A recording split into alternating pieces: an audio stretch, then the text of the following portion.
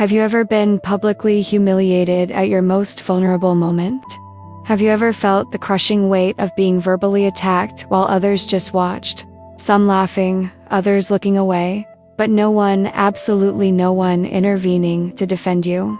Emma Dalton experienced this on a Saturday in April at 4 in the afternoon in the parking lot of the Millbrook grocery supermarket. Carrying 2 shopping bags and 6 months pregnant, which already caused back pain and swollen ankles.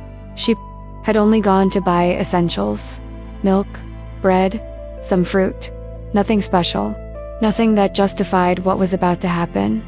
But when you are a pregnant woman alone in a small town where everyone knows your story or thinks they do, even a simple trip to the market becomes a minefield of silent judgments and looks that speak louder than words. Emma was walking toward her car, thinking only of getting home, taking off her tight shoes, and resting her swollen feet, when she heard it.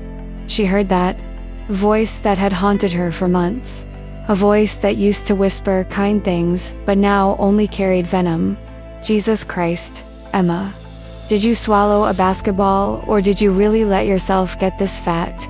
The words hit her like a physical punch. Emma froze. Completely froze. Shopping bags almost slipped from trembling hands. Because she knew that voice. She knew it very well. It was Tyler Marsh, ex-boyfriend, father of the baby she was carrying. Man who had promised a future and then disappeared. The exact moment she said, "I'm pregnant." And now, he was there. In the parking lot. In broad daylight. With people around. Emma turned slowly. And saw him leaning against an expensive black pickup truck new, she noticed. Bought with money that could have helped pay for ultrasounds or prenatal vitamins, but that Tyler chose to spend on a vehicle to impress. He was smiling. But it wasn't the kind of smile you give someone you've met and still care about. It was a cruel smile. The smile of a predator who knows he's cornered his prey and is savoring the moment before fully attacking. And there were people around. Witnesses. An older couple unloading groceries 3 cars away. A mother with 2 small children getting into a minivan. A teenager pushing a shopping cart back into the store. Everyone heard. Everyone looked. And no one said anything. Stay with me until the end. Because what happened next in that parking lot was a moment where basic humanity was tested and most failed. Seriously, Emma, Tyler continued. His voice loud enough to ensure the growing audience heard every word. You got huge. Like a whale. No surprise, I had to leave. Who wants to keep this? He gestured vaguely toward her body. To the belly, where the baby his daughter was growing. As if pregnancy were a deformity. As if Emma had chosen to get pregnant alone. As if he had no part in it. Emma felt heat rise to her face. Not anger yet. That would come later. But shame. Deep, irrational shame at being exposed like this. At having a body that was changing, that was doing exactly what it should be doing to create life, turned into a public joke. Have you ever been through this? Ever felt that shame that isn't your fault, but you still carry it? Emma looked around desperately. At the older couple, they quickly looked away, as if they hadn't heard anything. At the mother with children, she hurried the kids into the van and closed the door. At the teenager, he took a picture. Not of Tyler, of Emma. Probably to post on social media with a caption about parking lot drama. No one intervened. No one said this is inappropriate. No one defended a pregnant woman being publicly humiliated by the man who left her. And Tyler, seeing that he had an audience that wasn't going to stop him, continued. Honestly, you should thank me for leaving when I did. I saved you both from a bigger mistake. Why raise a child with you? With this, he laughed. Not a genuine laugh, but a performative laugh. A laugh for the audience. And something inside Emma broke. Not explosive anger, but an internal collapse. Because she had spent months since Tyler left, trying to keep her head up. Working while morning sickness made her run to the bathroom 3 times a shift. Going to prenatal appointments alone, while other women had partners holding their hands. Assembling a crib in a small apartment with confusing instructions and tools she barely knew how to use. Doing every damn thing alone. And now, Tyler, who hadn't done anything, who hadn't contributed a penny or a moment of support, was there laughing at her, turning her journey into public entertainment. Bags slipped from her hands, falling onto the asphalt. An apple rolled under a nearby car, and Emma just stood there, tears filling her eyes, unable to speak, unable to defend herself. Because what do you say? How do you respond to cruelty so casual, so public, so deliberately designed to humiliate? And it was in that moment when Emma was completely alone and completely broken, that someone finally intervened. But it wasn't someone Emma expected. It wasn't a friend. She didn't have many after Tyler spread lies. It wasn't family. They had grown distant, judging her choices. It was strange. A man with a sheriff's badge on his belt and an expression on his face that said he'd seen enough. And he was about to do something that would change everything. Something that would cost him criticism and judgment, but would also prove that sometimes, just sometimes, there are people who choose to do the right thing even when it's inconvenient, even when no one else is watching. Or in this case, when everyone is watching. That man was Sheriff Jake Morrison. And Jake was 35 years old and 12 years in law enforcement. He'd seen a lot: bar fights, car accidents, domestic violence. But there was something about that moment in the parking lot, about a pregnant woman being verbally torn apart while a crowd watched passively, that triggered something in him. Something that wasn't just professional duty. It was basic human outrage. He was in the parking lot by chance. He'd stopped to get coffee before heading back to the station, and he was walking back to his patrol car when he heard it. He didn't catch the beginning of the interaction, only the end, but it was enough. He saw Emma, a woman he vaguely recognized from seeing her around town, clearly pregnant, holding shopping bags, tears in her eyes. And he saw Tyler, a man Jake knew well, very well, who had responded to 2 domestic calls involving him in the last 3 years, leaning against an expensive pickup truck, grinning like he'd just won a competition. And there was something about the dynamic, the way Tyler occupied space, dominating, possessing, and the way Emma had retreated, shrunk into herself, trying to disappear.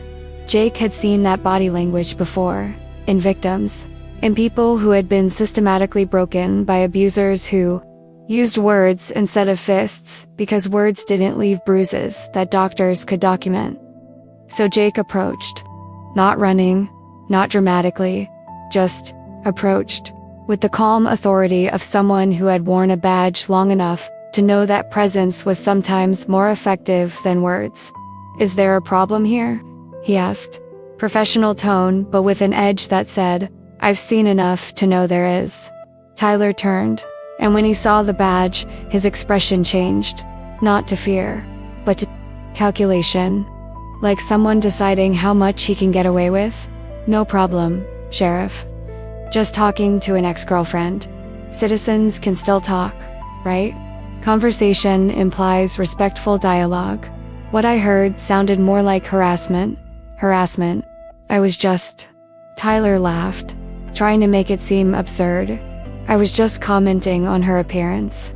It's not a crime, no. But intimidating behavior in a public space is, and calling a pregnant woman a whale while an audience watches. That definitely crosses the line." Jake looked at Emma. "Miss, are you okay? Do you need anything?" Emma opened her mouth, closed it, because she wanted to say she was okay. She wanted to avoid a scene. She just wanted to go home and forget it happened. But something in the way Jake asked, not condescendingly, not assuming, but genuinely asking, made her tell the truth. "No, I'm not okay. He was humiliating me, in front of everyone, and I just wanted to buy food and go home." If something like this has ever happened to you, if you've ever been publicly humiliated and no one intervened, share it in the comments. Because that feeling of being alone in a crowd is one of the most isolating experiences there is. "Humiliating," Tyler repeated, voice rising, theatrical. "I just commented that she'd gained weight. That's an observation, not humiliation. You called her fat, a whale, while she's clearly pregnant, and you did it loud enough for everyone to hear. That's not an observation. It's a performance. It's you wanting to publicly shame her. Jake took a step closer to Tyler, not threatening, but deliberate. And guess what? That's harassment, and I can arrest you for it. For calling someone fat.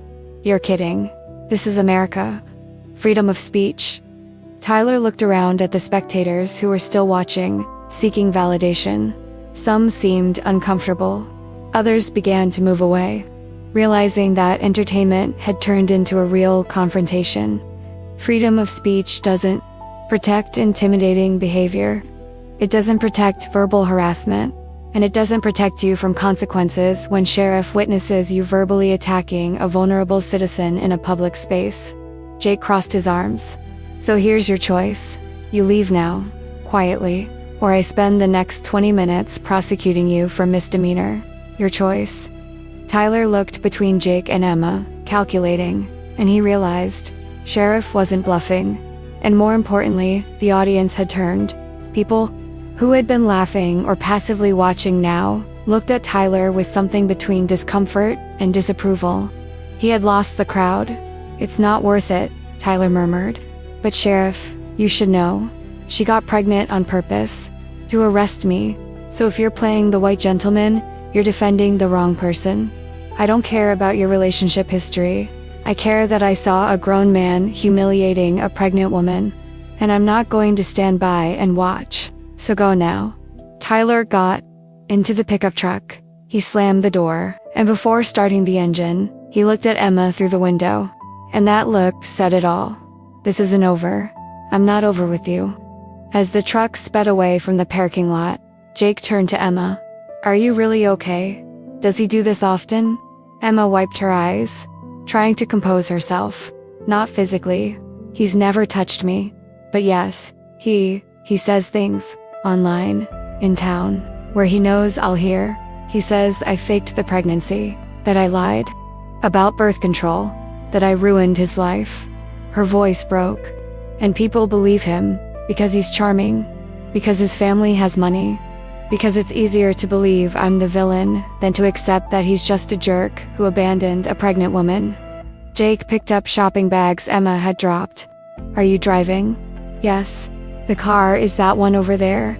She pointed to an old sedan a few seats away. I'll help you with that.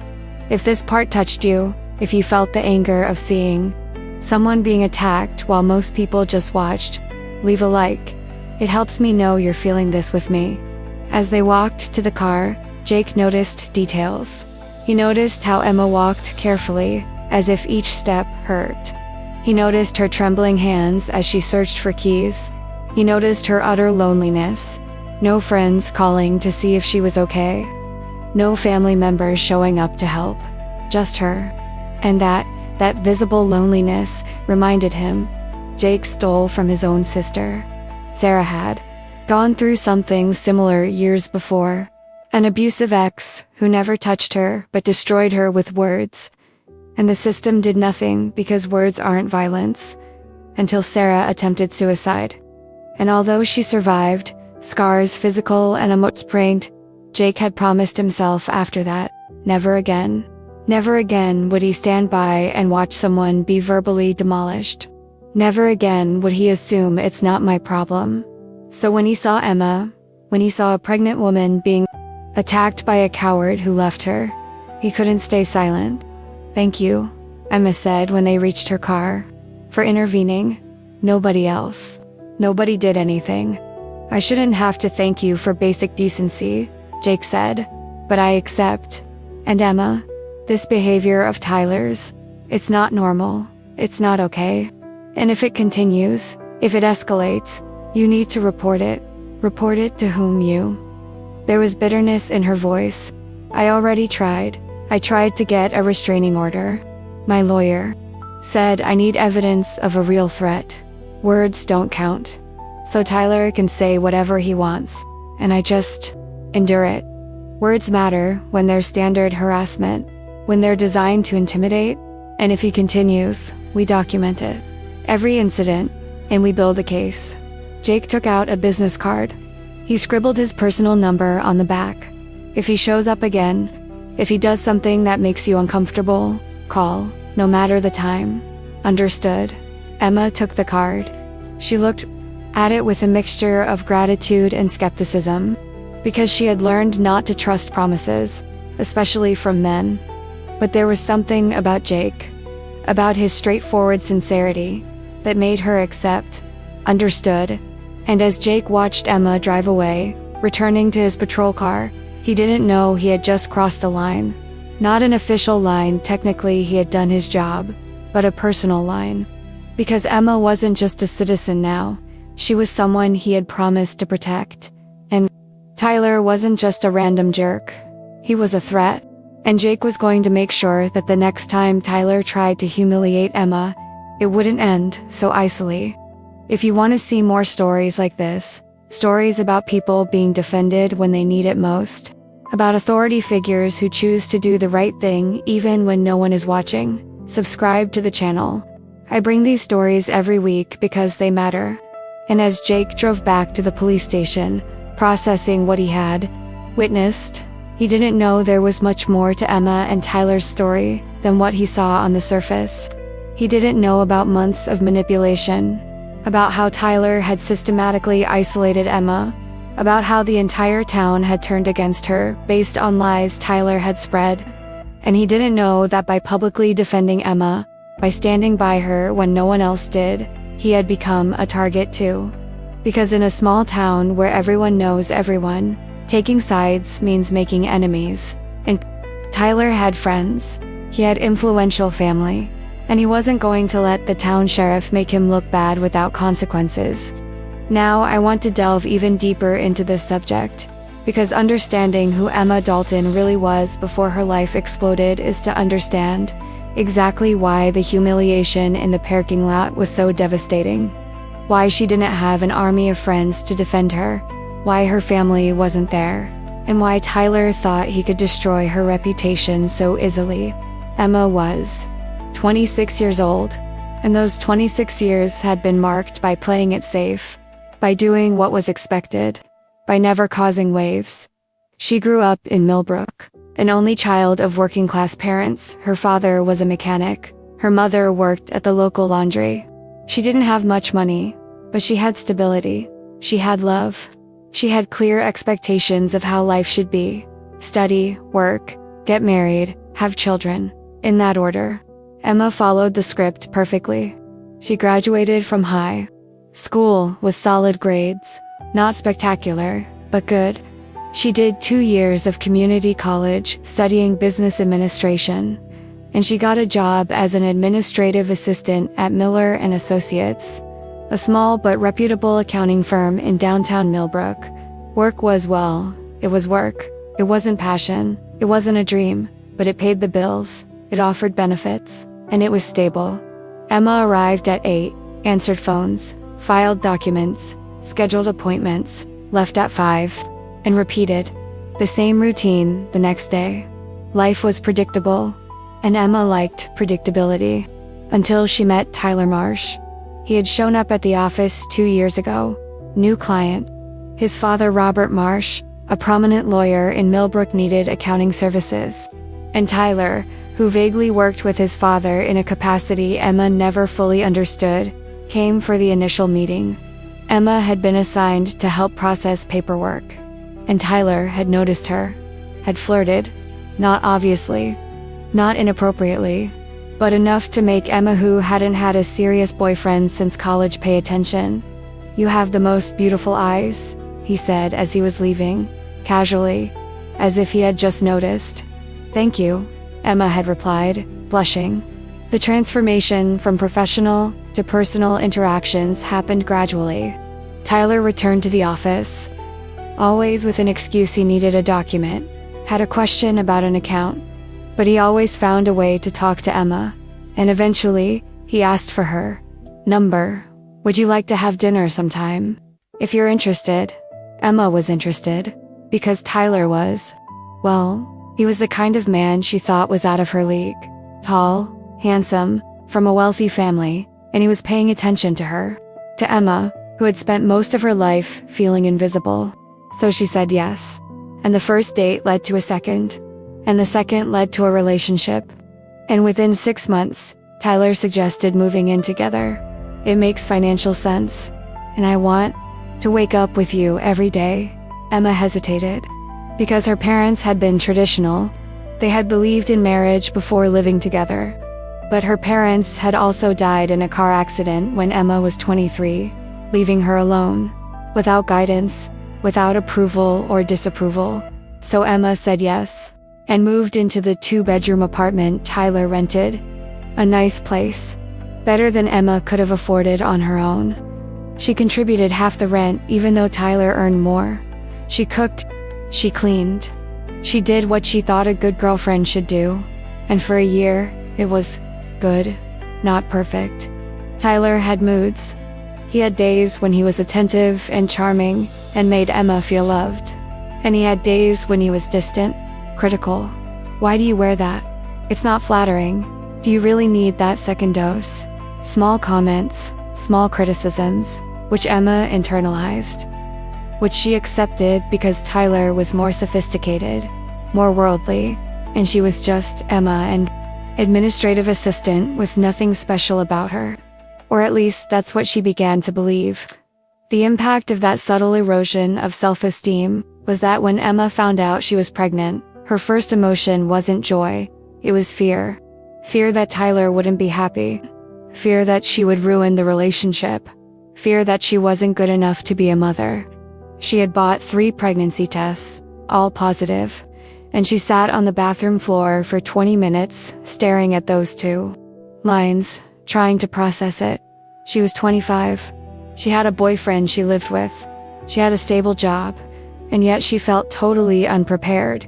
When she told Tyler that night, when she said, "I'm pregnant," she waited for his reaction, her heart pounding so loudly she could hear it. Tyler had frozen, fork halfway to his mouth, and then slowly put it back on his plate. "You're what? Pregnant?" "I took 3 tests.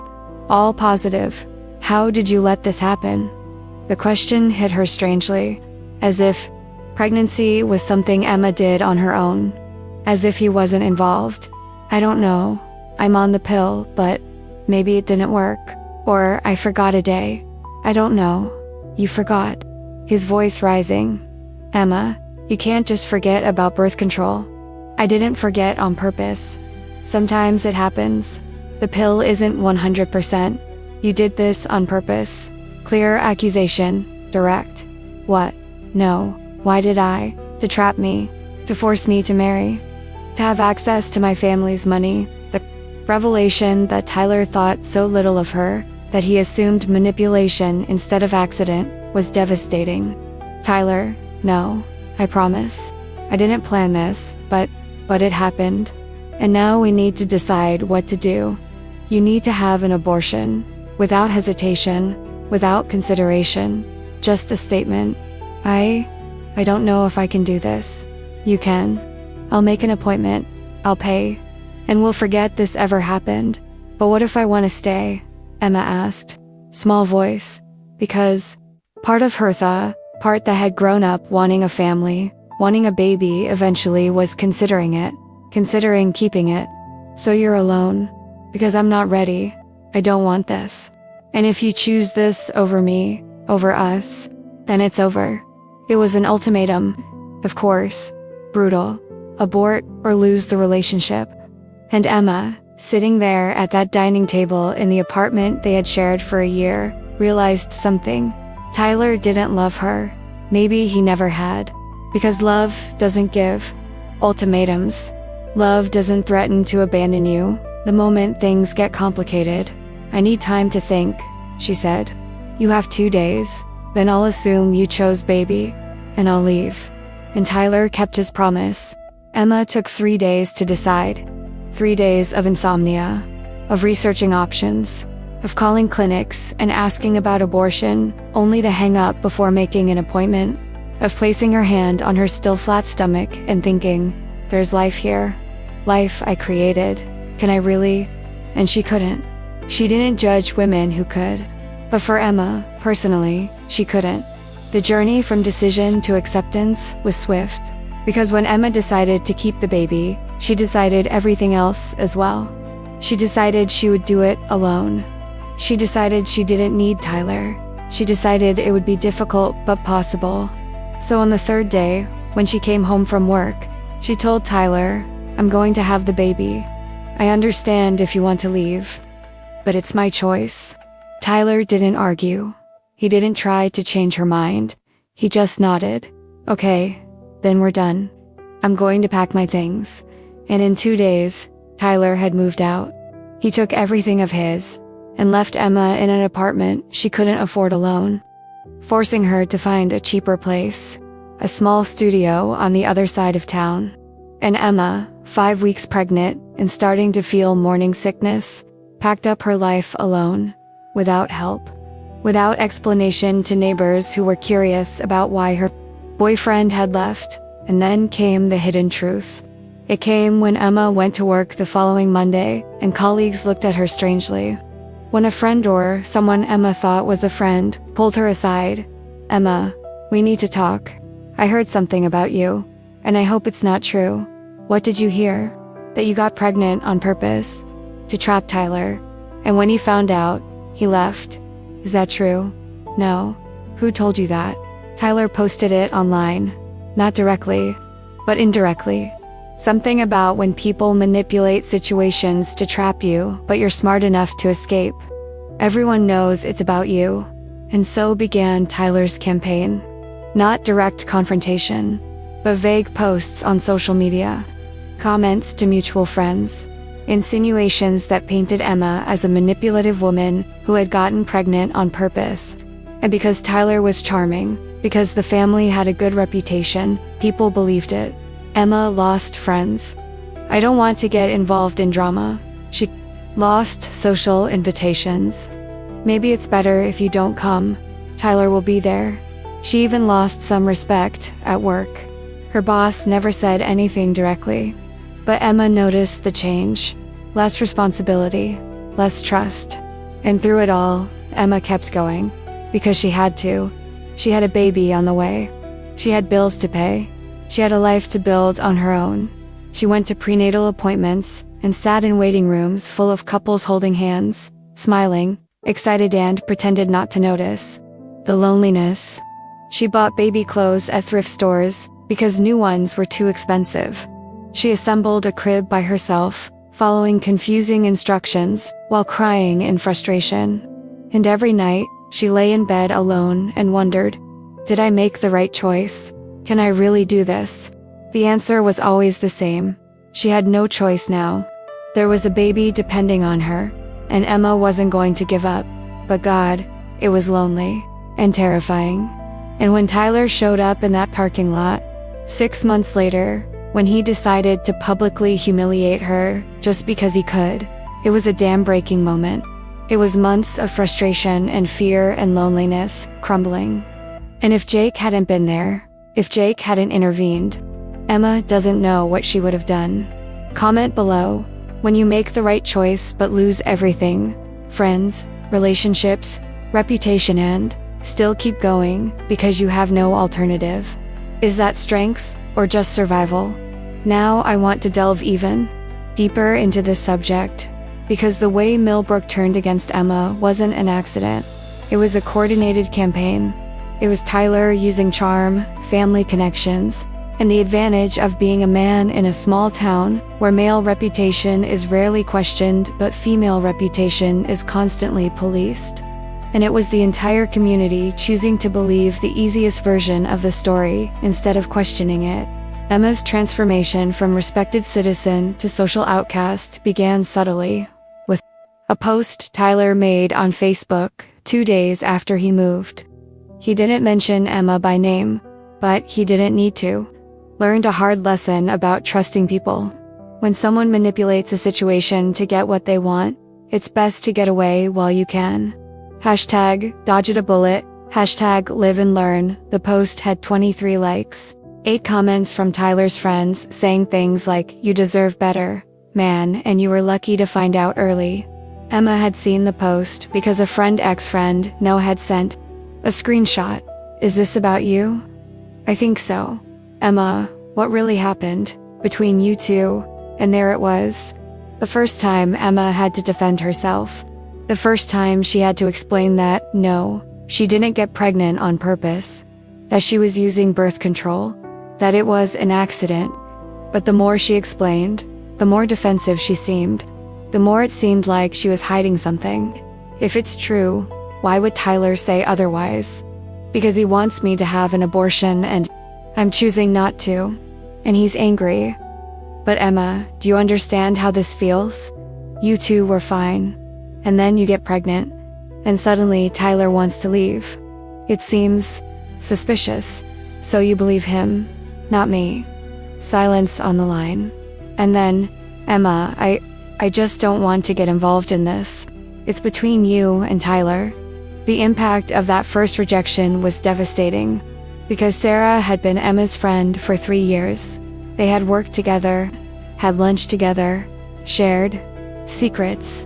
And now, at the moment when Emma needed support the most, Sarah was choosing neutrality. Which wasn't really neutrality. It was choosing Tyler's side without admitting it. And it wasn't just Sarah. Another friend, Michelle, stopped replying to messages. Jessica canceled dinner plans. Sorry, something came up. And when Emma tried to schedule coffee with a group of friends she had seen regularly for years, she received vague responses. Maybe next month, I'll check my schedule. Things are so busy right now. No one directly said, we don't want to be associated with you, but the message was clear. And then Tyler's posts escalated. Not frequent, but strategic. Comment here about baby trap schemes. Article sharing about signs of a manipulative relationship over there. Each one coded enough to have plausible deniability, but obvious enough that everyone in Millbrook knew what it was talking about. The revelation of how coordinated Tyler's campaign was came when Emma overheard by chance a conversation in a cafe where she stopped for a drink. 2 women she didn't know well but recognized from the city. Did you hear about Emma Dalton? The one who got pregnant to trap her boyfriend. Exactly. Tyler Marsh. His family is so respectable. What she did was terrible. I know. My sister-in-law is friends with his sister. She said Emma admitted to stopping her birth control pills without telling Tyler. Emma froze. Because it was a lie. A complete lie. She had never admitted to such a thing because she had never done such a thing. But Tyler War, someone in his family, was inventing details, adding specifics to make the story seem more believable. And it was working. Because those 2 women, strangers to Emma, believed it completely. They didn't even question it. Why would they question it when the version confirmed what they already suspected about women who got pregnant conveniently? Emma didn't confront him. She just grabbed a drink and left. Because what could she say? Sorry, I'm here, and this is a lie. It would only make her seem defensive. It would only give Tyler more ammunition. Now she's harassing me in public.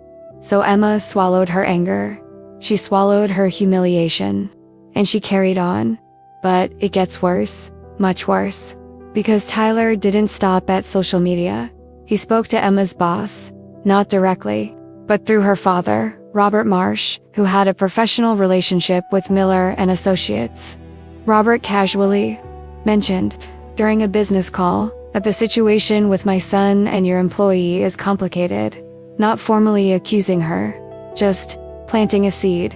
And Emma's boss, Mr. Miller, a man in his 50s who valued business reputation above all else, began to treat Emma differently. Not hostile, just distant. Meetings she used to attend. You don't need to be in this one, Emma. Projects she used to lead. I'll give them to Johnson this time.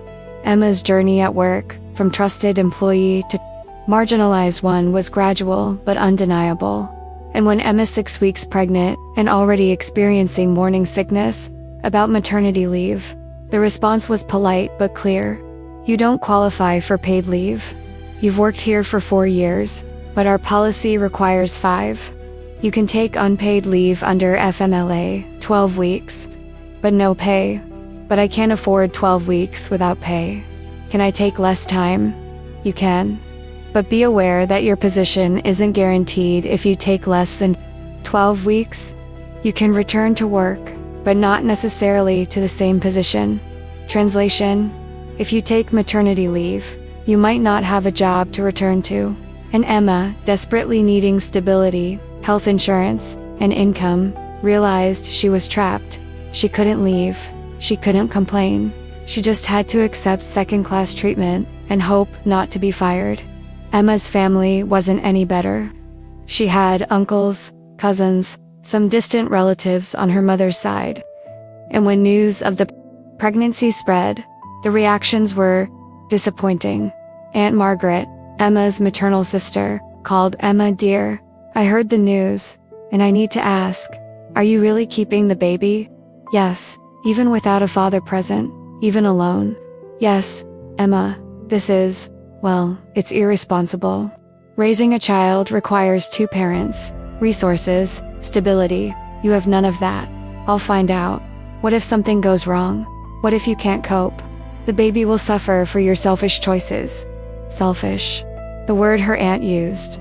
As if Emma's choice to keep the pregnancy, a choice many people make and are supported by, was an act of selfishness because she was doing it alone. It's not selfish to want to have a child, Emma said, her voice trembling. It's selfish to bring a child into the world when you can't give it a better life. When the father doesn't even want to be involved. Tyler doesn't want to be involved because I chose not to have an abortion. That doesn't make me a bad mother, no, but it makes you a single mother. And Emma, darling, needs to think about that, about stigma, about challenges, about how everyone will judge me and my baby. I'm already aware, thank you. Emma had hung up and cried because she had foolishly hoped that family would offer support, that even if they disagreed with her choices, they would be there, but they weren't. Margaret didn't call back. Cousins Emma had grown up with, they stopped inviting her to family gatherings, as if pregnancy were contagious, as if Emma's presence could somehow tarnish their events. And Millbrook, the town where Emma had lived her whole life, became a minefield. Every outing was a potential embarrassing encounter. Every trip to the supermarket was a gauntlet of judgmental stares. Emma started shopping in a neighboring town. A 20-minute drive, but it was worth it to avoid whispers. She started avoiding places she used to frequent, her favorite cafe where Tyler and his friends sometimes went, a gym where he could meet acquaintances, a church he had grown up attending. The isolation was complete and intentional, because Emma had learned it was easier to be alone on purpose than to face repeated rejection. It was less painful to choose solitude than to have it forced upon you. But solitude has a cost. Emma stopped sleeping well. She would wake up at 3 a.m. worrying about money, about how she would pay for childbirth insurance, would cover some but not all, about how she would manage daycare when she returned to work, about whether the baby would be okay without a father, without extended family, without a support system. Worries swirled incessantly, and there was no one to talk to about them. No one to say you'll be okay, or you're not alone, or I'm here if you need me. Just silence. And the growing weight, literal and figurative, of a pregnancy she was carrying completely alone. And Tyler? Tyler moved on. Emma saw his posts, saw photos. In bars with friends, saw him smiling, laughing, living life without consequences. While Emma dealt with morning sickness and medical bills and town whispers. It was blatant injustice, but it was also reality, because Tyler was a man, from a respectable family, and he had told the story first. He had set the narrative, and in a small town, the narrative that catches on first is the one that sticks. So Emma became that woman, the one who got pregnant to trap a man, the one who was manipulative, the one who brought the situation upon herself. And the truth didn't matter. It didn't matter that Emma had been honest, that she had been a victim of circumstance and then of a coordinated smear campaign. None of that mattered, because the town had decided, and in Millbrook, once the town decides who you are, changing that perception is almost impossible. Until that day in the parking lot. until Tyler decided to publicly humiliate Emma, and until Jake Morrison, a sheriff who had his own reasons for hating abusers who used words instead of fists, decided he'd seen enough. And that moment, that public intervention, would change everything. It wouldn't immediately fix Emma's reputation. It wouldn't make the city apologize. But it would plant a seed of doubt in Tyler's narrative. A seed of possibility that maybe, just maybe, everyone had been wrong about Emma Dalton. Now I want to delve even deeper into this subject, because the reason Jake Morrison didn't just walk past that parking lot, didn't just observe from afar and continue with his day, has everything to do with personal history, with scars he carries, and with a promise he made to himself years ago to never again remain silent when he saw abuse happening, even when abuse was just words. Jake was 35 years old, almost 13 years in law enforcement. He started as a patrolman in a larger city 2 hours north, worked his way up to detective. You saw bad things, cases he closed, cases that haunted him, and one case in particular that completely changed his life trajectory. His own sister's case. Sarah Morrison had been 3 years younger than Jake, and throughout their childhood, Jake had protected her from bullies at school, from bad boyfriends, from anything that could hurt her. He took the role of older brother seriously, perhaps too seriously, because when Sarah met David at 22, when she began dating a man who was charming and caring, but also controlling and verbally abusive, Jake didn't see the signs immediately. Not until it was too late. David never hit Sarah, never raised a hand, but he destroyed her with words. You're fat, you're stupid. No one else would ever love you. You're lucky you put up with me. Day after day, month after month, until Sarah believed it. Until she internalized every criticism. Until she became a shadow of who she used to be. Sarah's transformation from a vibrant, confident person into a broken and anxious woman happened over 2 years, and Jake, absorbed in his own career, in his own cases, didn't pay enough attention. He saw her a few times a year. He noticed she had lost weight. He noticed she looked tired, but he assumed it was work stress. He assumed she was fine, until the call came. A hospital call. Mr. Morrison, your sister Sarah has been admitted. Suicide attempt. Pill overdose. Jake had rushed to the hospital, found Sarah in bed, alive but ill. And when she finally woke up, when Jake asked why, Sarah told him everything. She told him about years of verbal abuse, about how David controlled every aspect of her life, what she wore, who she talked to, where she went, about how she had tried to leave 3 times, and each time, David convinced her to come back with promises of change that never materialized. Why didn't you tell me? Jake had asked, his voice breaking. Because you're a cop. And I called the police before, twice, and they came. And David convinced me I was exaggerating, that I was too sensitive, that there was no crime because he never touched me, and the police left. So what could you have done differently? The revelation that the system Jake served had failed his own sister was devastating, because Sarah was right. Verbal abuse, psychological abuse, lest it escalated to physical threats or violence, was rarely taken seriously. Police responded. They checked. And if they didn't see bruises, they didn't see a crime. Sarah survived a suicide attempt, spent 6 weeks in a psychiatric facility, and when she got out, she finally left David. With Jake's help, with a restraining order that Jake helped her file, with a move to another state where David couldn't find her. Sarah was better now, married to someone kind, had 2 children, was rebuilding her life, but scars remained. And Jake carried guilt.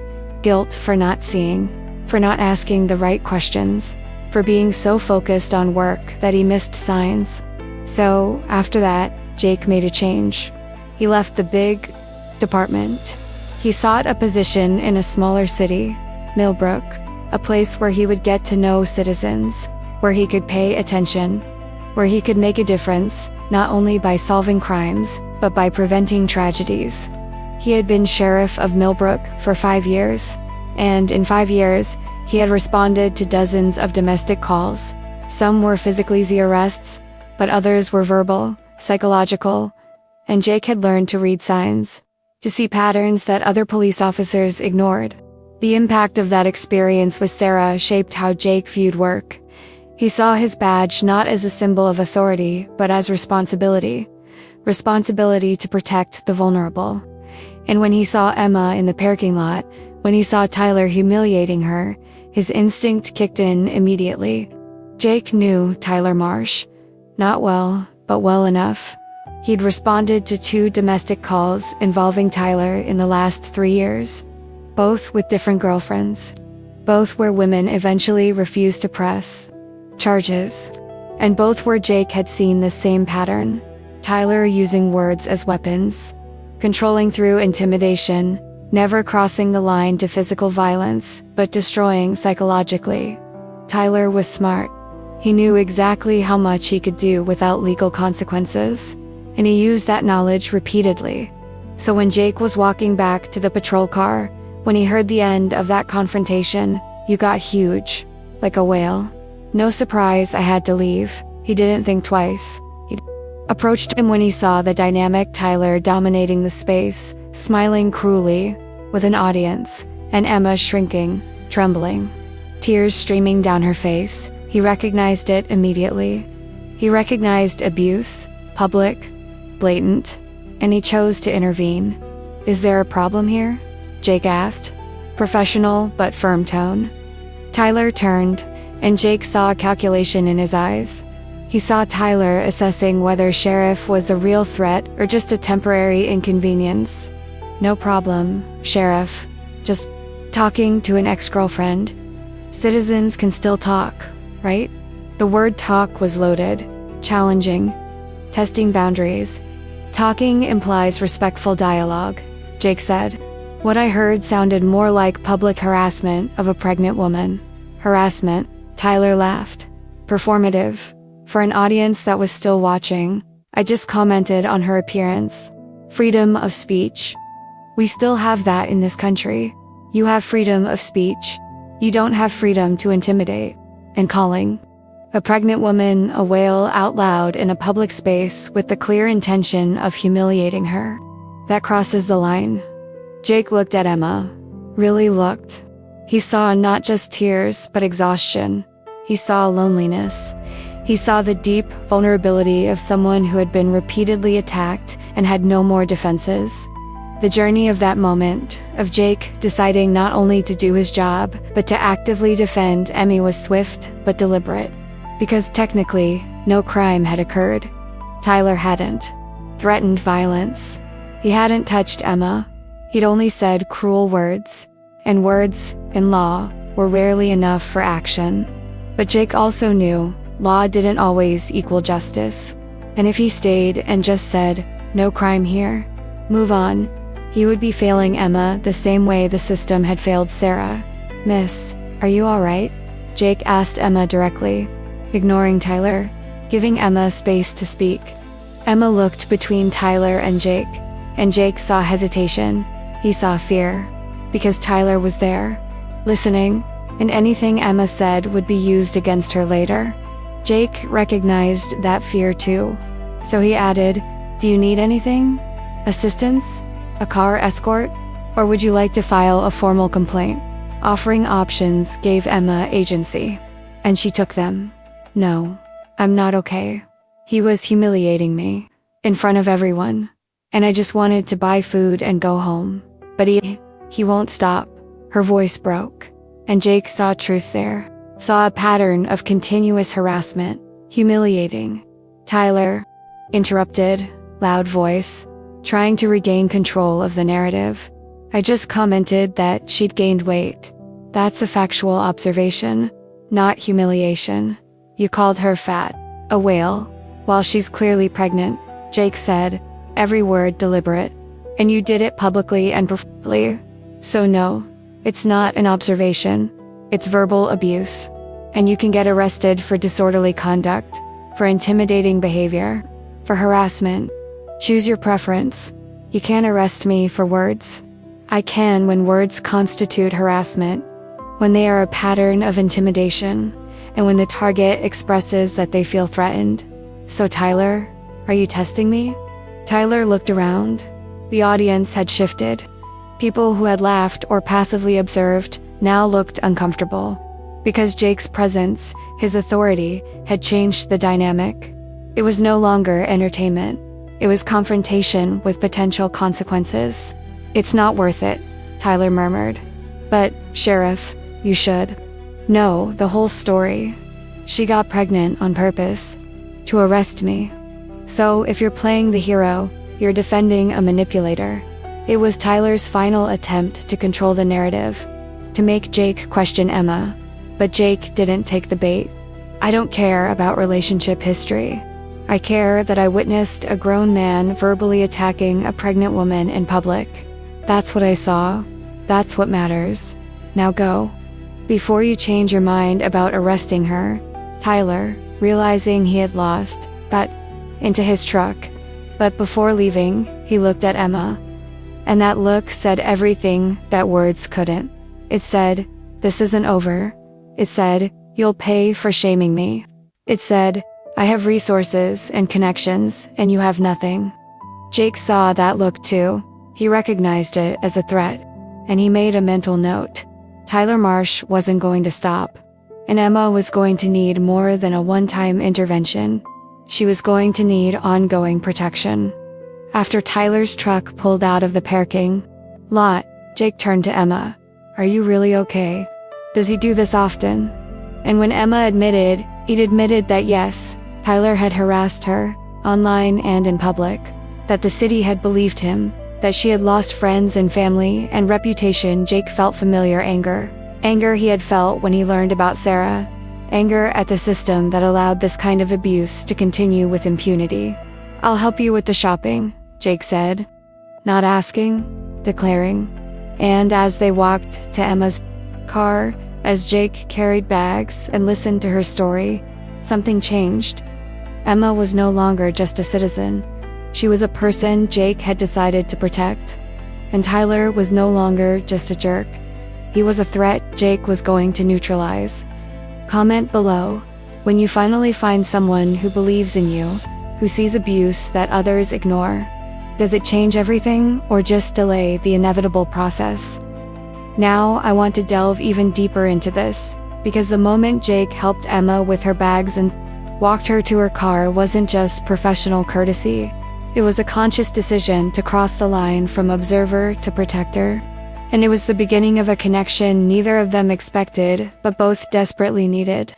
After Tyler's truck disappeared from the parking lot, engine roaring too loudly, as a final display of dominance, Jake turned his full attention to Emma.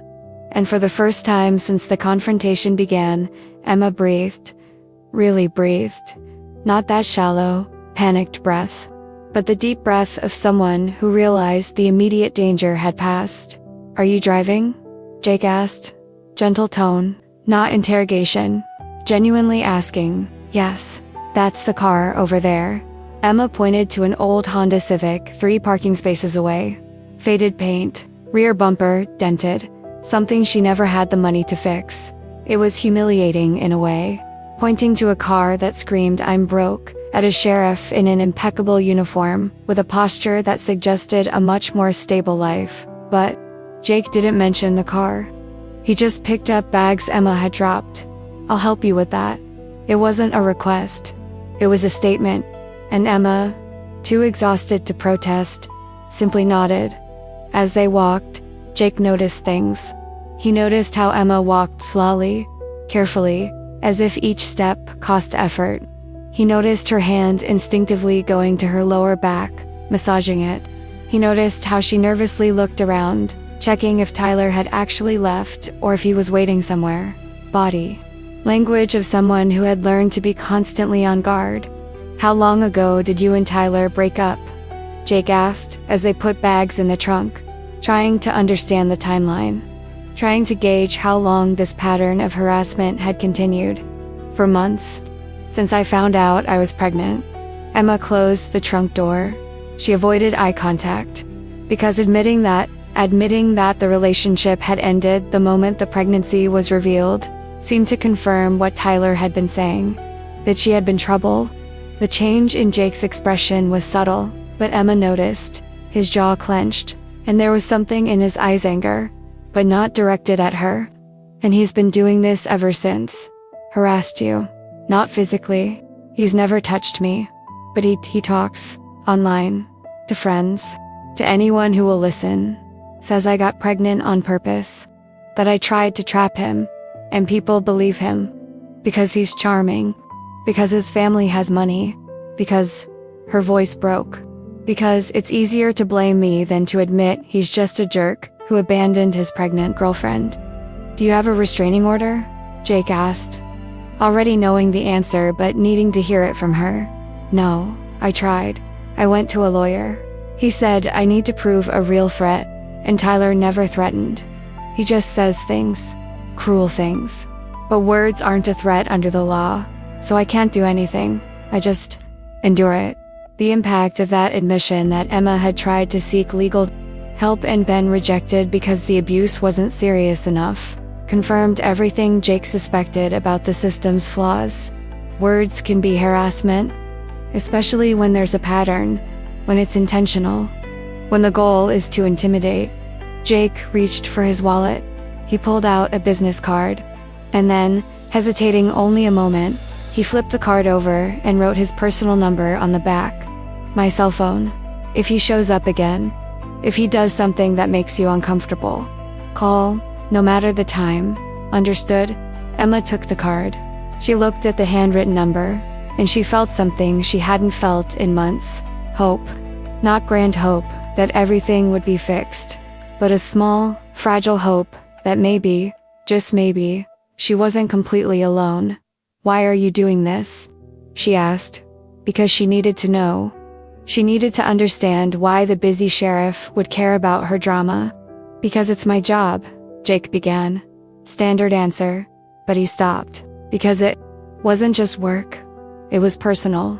And because I had a sister who went through something similar. An ex-boyfriend who never hit her but destroyed her with words. And the system did nothing until she attempted suicide. And since then, I've vowed, never again. I will never again stay silent when I see a pattern. Jake's revelation of his personal history created an instant connection, because Emma realized. He understood. Not theoretically, but viscerally. He had seen the damage verbal abuse caused. Is your sister okay? Emma asked. Now she is. It took time, therapy, distance, but she's rebuilding. And Emma, you will too. You'll get through this, and you won't do it alone. I promise. It was a big promise. Perhaps too big to make to a stranger. But Jake felt the need to make it. And Emma, hearing that, felt tears welling up again.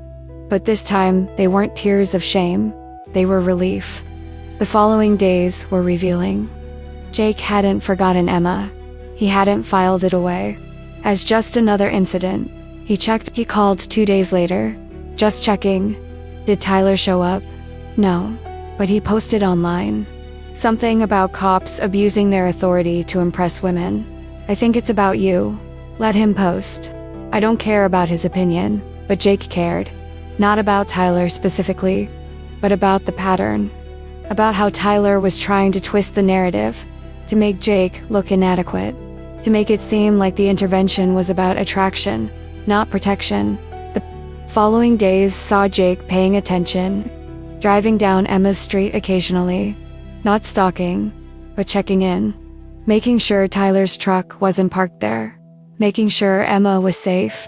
And Emma noticed police cars passing by sometimes when she was coming home from work. Noticed Jake wave once when she was taking out the trash. Small gestures, but they meant something. They meant someone was paying attention. Someone cared. And then Tyler escalated. Not immediately, but 10 days after. The parking lot incident. Emma was leaving work when she saw him, leaning against his truck, parked right in front of her office, waiting. Her heart sank. Tyler, what do you want? Just to talk. Is that a crime? You humiliated me. Publicly, I have nothing to say, Because you called the sheriff to threaten me. That was low, Emma. Even for you. I didn't call anyone. He was there. He heard what you said. And he intervened. Of course he intervened. Because you probably flirted, used pregnancy to gain sympathy. That's what you do. Manipulate. Emma felt old anger. She had learned to be rising. Go away, Tyler. Before I call the police, call them. It'll prove my point. That you use the system against me. Tyler pulled away in his truck. He took a step toward her. Not threatening, but deliberate. But Emma, just so you know, you're going to be a single mother. Because nobody else will want you. Nobody wants a woman who comes with another man's baggage. So enjoy the solitary life you chose. And he left, leaving Emma trembling. Not from physical fear, but from existential fear that he was right. That she would raise her daughter alone forever. That she had become untouchable. Emma called Jake, her hands trembling so much she could barely dial. He showed up. At my work. He just talked. But Jake, I don't know what to do. I'm going. Stay where there are people. Don't go to the car alone. Jake arrived in 10 minutes. He found Emma sitting in the office lobby. Colleagues had left, but the receptionist was still there. Is he still here? No. He left 15 minutes ago. What did he say? Emma repeated the conversation. And Jake saw a clear pattern now. Tyler was testing boundaries. Showing up in places where Emma would be. Not doing anything illegal. But intimidating. Maintaining pressure. This is harassment. I'm going to talk to him. But he'll say he was just talking. That he has the right to be in public spaces. He has the right, but he doesn't have the right to follow you. To show up at work for no reason. This is a pattern. And I'm going to document it. Jake wrote a report, official. Recording the incident. Creating a paper trail.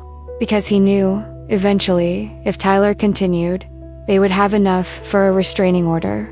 But the process would take time. And during that time, Emma was vulnerable. Can I take you home? Jake offered. My car is here. I know, but I can follow you. Make sure you get home. Safely. It was beyond his duty. Way beyond. But Emma didn't refuse. And as Jake followed her old Honda through Millbrook, while making sure she got home safely, something changed between them. Not romance. The dynamic was all wrong for that she, pregnant with an ex, he a sheriff doing work. But a bond. A bond between protector and protected. Between someone who understood trauma and someone experiencing it. And that bond, however new and fragile it was something they both needed. Now I want to delve even deeper into this subject, because the days and weeks after Jake publicly intervened didn't bring peace or retreat from Tyler. They brought escalation.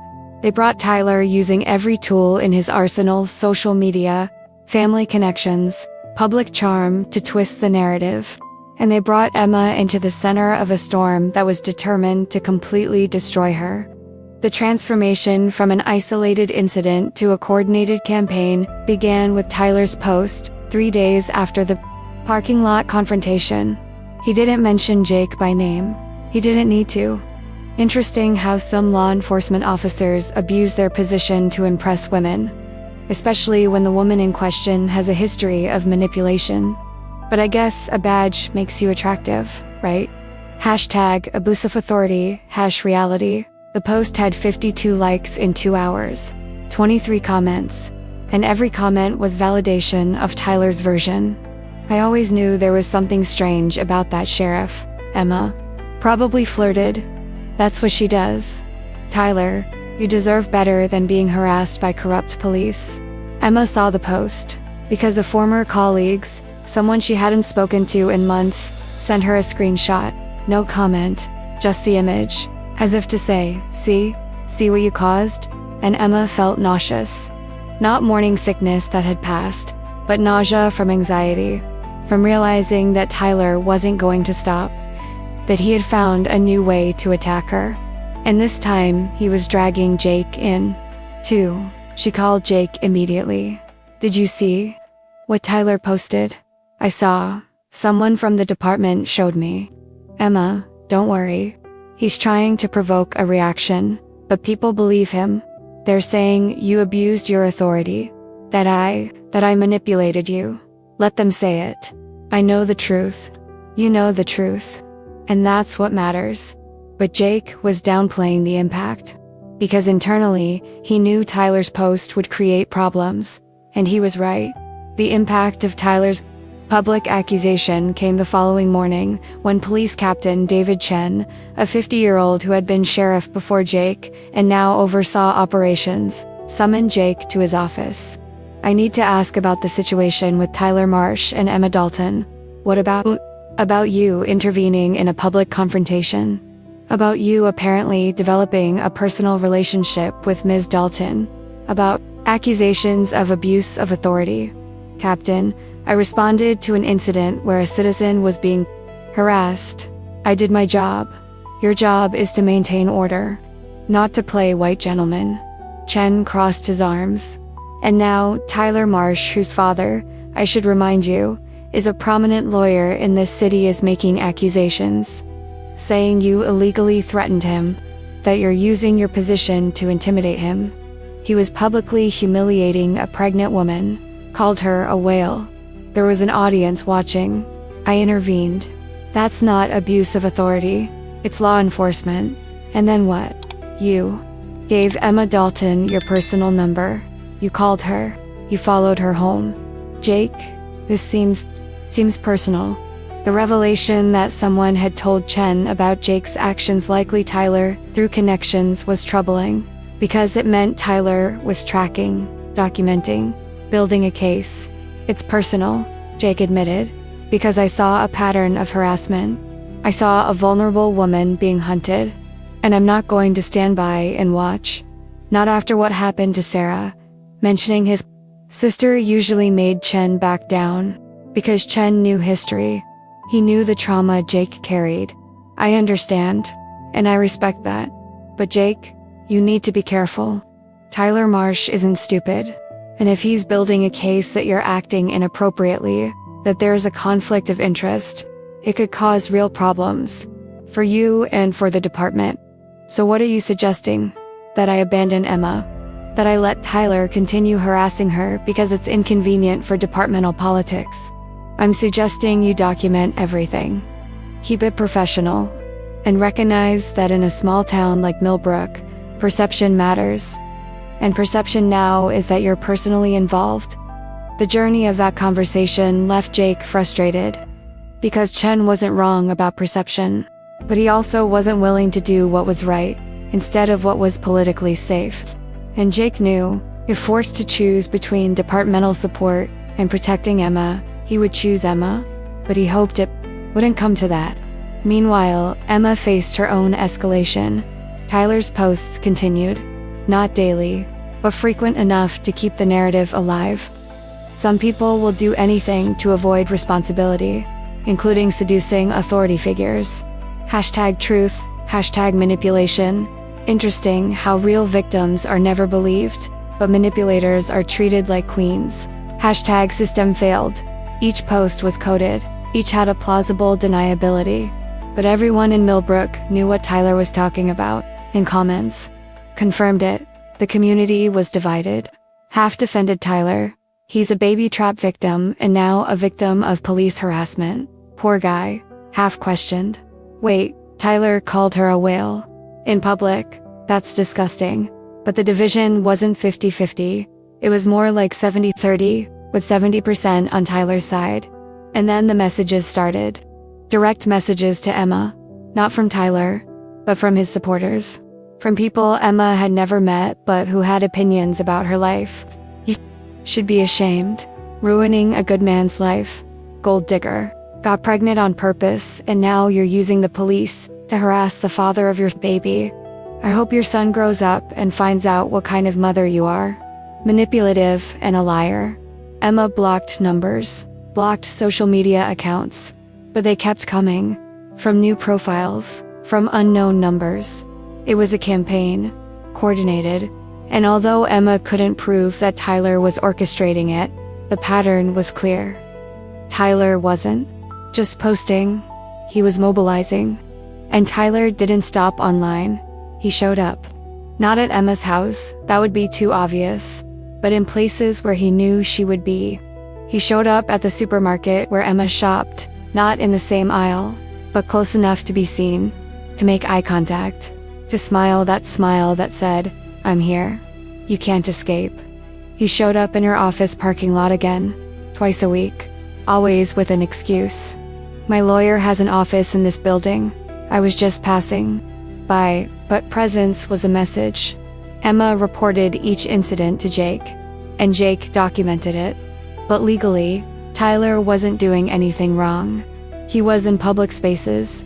He wasn't threatening, just existing, intimidating through presence, and the law had no recourse for that. The cumulative impact on Emma was devastating.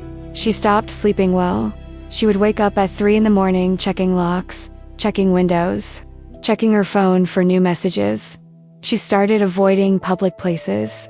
Whenever possible, she ordered groceries for delivery instead of going to the market. She ate lunch at a table instead of going out.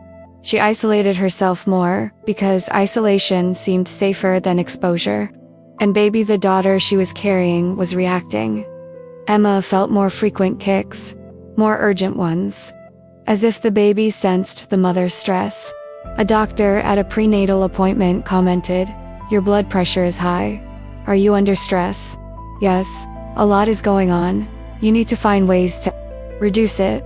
Stress isn't good for you or the baby."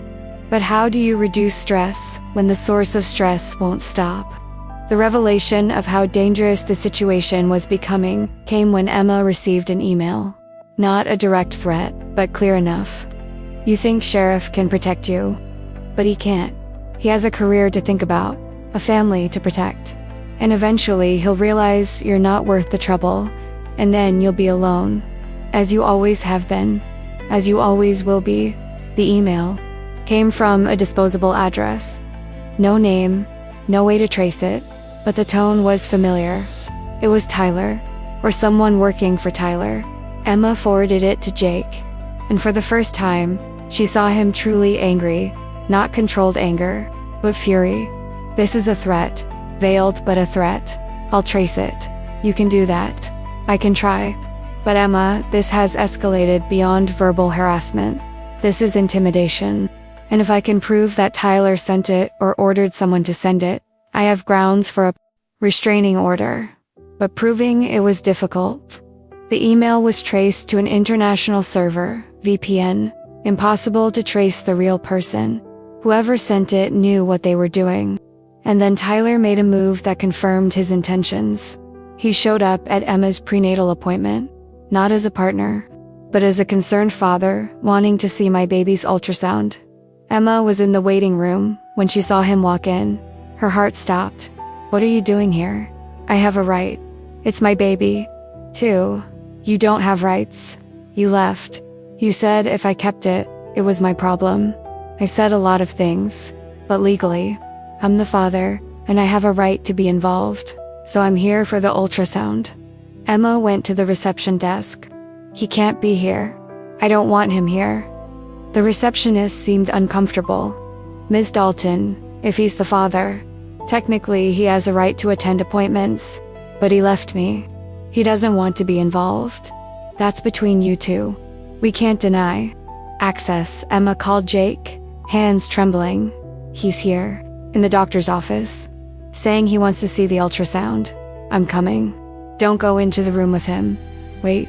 Jake arrived in 5 minutes. He found Emma and Tyler in the waiting room. Tense atmosphere. "Tyler, you need to leave." "No, I have the right to be here. You're harassing Emma. This is a pattern of behavior that I've documented, and now it's showing up at her medical appointment. Leave voluntarily or I'll escort you out. You can't force me to leave. I'm the baby's father. I can remove you for disturbing the peace. Choose your preference." Tyler looked around, other patients watching, and he made his decision. "Okay, I'll go. But Emma, know this. You won't keep me away from my daughter. I have rights. and I will exercise them. And he left, leaving Emma trembling, leaving Jake furious, and making the hidden truth clear. Tyler wasn't just harassing Emma for revenge. He was setting a pattern of paternal involvement. Because when the baby was born, Tyler planned to fight for custody. He planned to use every post, every incident, every moment as evidence that Emma was unstable, manipulative, and that he was a concerned father trying to protect his daughter. It was a long game, and Tyler was playing to win. Comment below.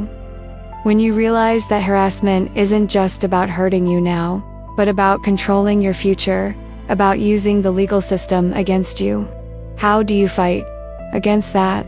Now I want to delve even deeper into this matter, because Jake's decision to continue protecting Emma despite institutional pressure was not taken lightly.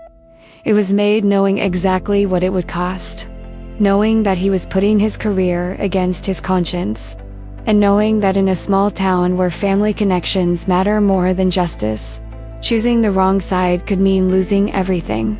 The transformation from a routine law enforcement situation to a personal moral dilemma occurred in a meeting Jake had with Captain Chen 3 days after the incident at the doctor's office. Chen had called Jake to his office. Not a casual request, a formal order. I need to talk about your conduct regarding Tyler Marsh and Emma Dalton. Jake sat down, prepared for the confrontation he knew was coming. My conduct has been professional and within protocol. It has been visible and controversial, and it's creating problems for the department. Chen pulled out a folder, opened it. Inside, printouts of social media posts, of comments, of emails the department had received.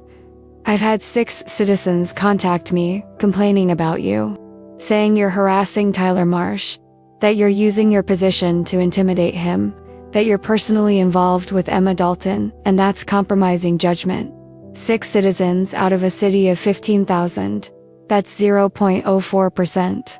Not exactly a majority, but one of those citizens is Robert Marsh, a lawyer, Tyler's father, and he's threatening legal action, saying you violated his son's civil rights. Civil rights. Jake couldn't help but look incredulous. Tyler harassed a pregnant woman. Publicly, I intervened. That's my job. Your job is to maintain order, not to take sides in domestic disputes. It's not a domestic dispute when one person is using systematic intimidation against another. It's harassment. It's abuse. And yes, I will take sides. The victim's side. The impact of that statement, Jake, not only defending actions but doubling down, made Chen's side. Jake, I understand you have a personal history with this, with Sarah, but you can't let past experience dictate present professional decisions. It's not about Sarah. It's about a pattern I recognize. Tyler Marsh has a history. I responded to 2 domestic calls involving him, 2 different women. Both refused to press charges, but both showed signs of verbal abuse. And now he's doing the same with Emma. And this time, I'm not going to stand by and watch, even if it costs me my badge. A question hanging in the air, because it was a real threat. Chen wasn't bluffing. If a badge comes with the condition of ignoring abuse, then it's not worth using, Jake said, and he meant it. But he also felt the weight of those words, because he had been a police officer for 13 years, sheriff for 5. It was who he was, his identity, and the idea of losing that. But then he thought of Emma, of the pregnant woman trembling after each encounter with Tyler, of threatening emails, of her isolation, and he thought of Sarah, of how the system had failed her, and he knew he couldn't make a different choice. I'll continue monitoring the situation, Jake said. I'll document every incident, and if Tyler crosses the line, if he does something that legally constitutes a crime, I'll arrest him. Regardless of whose father he is, regardless of politics, and if I order you to back off, let another officer handle it, then I respectfully disobey and accept the consequences. Chen studied Jake for a long moment, and then, surprisingly, nodded. You're stubborn, always have been, but you're also a good cop. So I'll give you this. Keep going, but document everything. Every interaction, every incident. Because if this blows up, if Marsh sues, I'll need a paper trail showing you followed protocol. Understood? And Jake, be careful. Because Robert Marsh is not a forgiving person. And if he's building a case against you, he'll use every mistake. Jake's journey back to his desk was heavy because he had won a battle, but the war was far from over.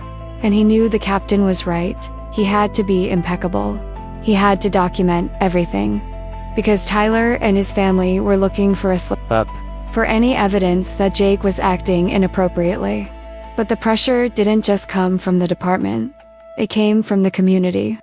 Jake began to notice a change in how people in Millbrook treated him.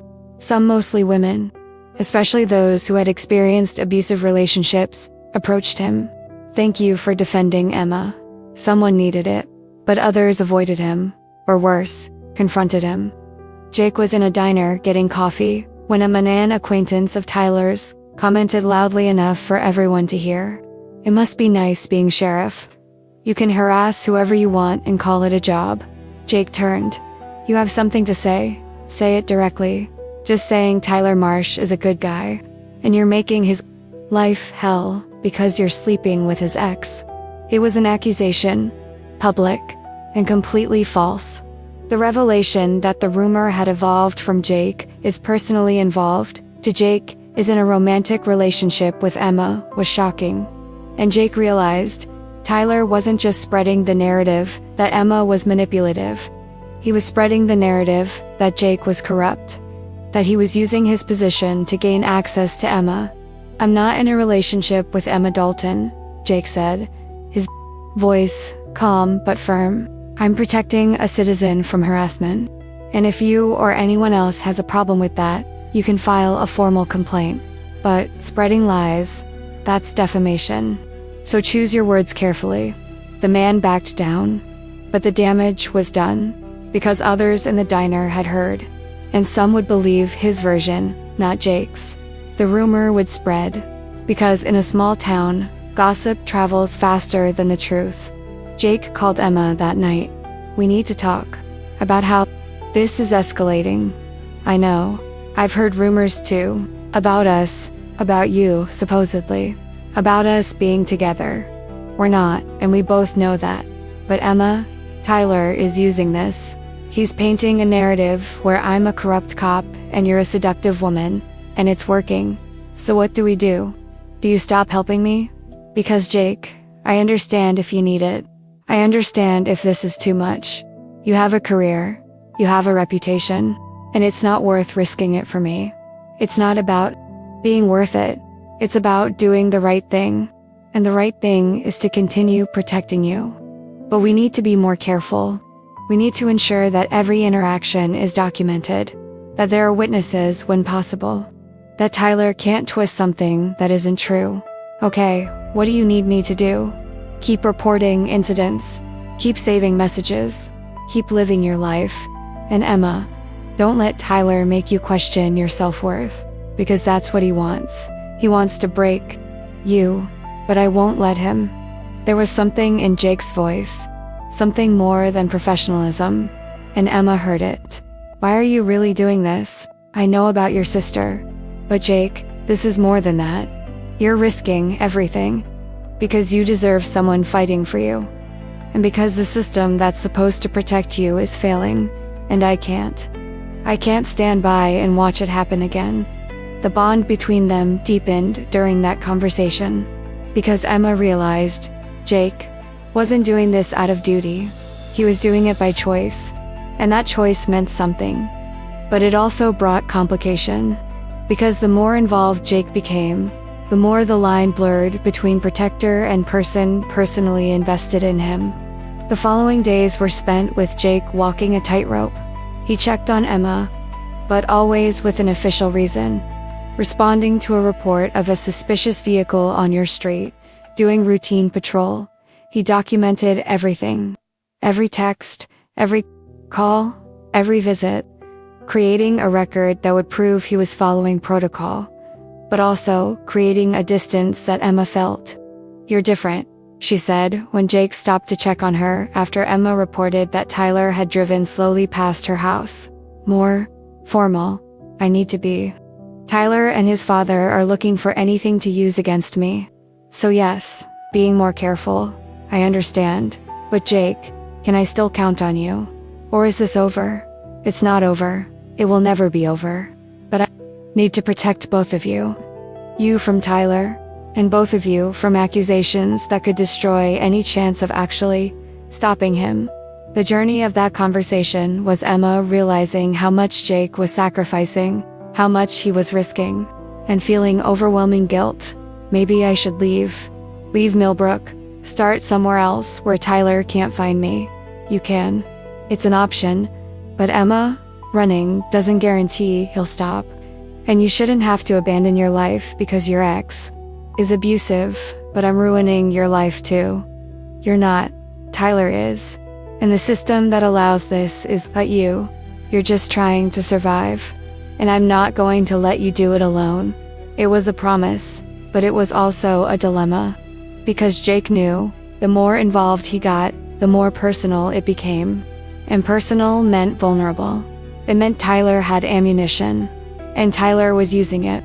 Robert Marsh, Tyler's father and lawyer, sent a formal letter to the department, demanding an investigation into Sheriff Morrison's conduct. Allegations include citizen harassment, abuse of authority, and inappropriate relationship with a witness. It wasn't a lawsuit yet, but it was a warning. It was shooting through a bow. Captain Chen showed Jake. That's what I was saying. Marsh is building a case, and if you slip up once, if there's any evidence of impropriety, he'll sue. And he'll sue the department too. So what are you saying? That I should stop? I'm saying you need to decide. Is it worth risking your career, your reputation, everything, for one person? And Jake, looking at that letter, thinking about Emma trembling in the doctor's office, thinking about the innocent baby about to be born amidst all of this, thinking about the promise he had made to never stay silent, made a decision. Yes, it's worth it.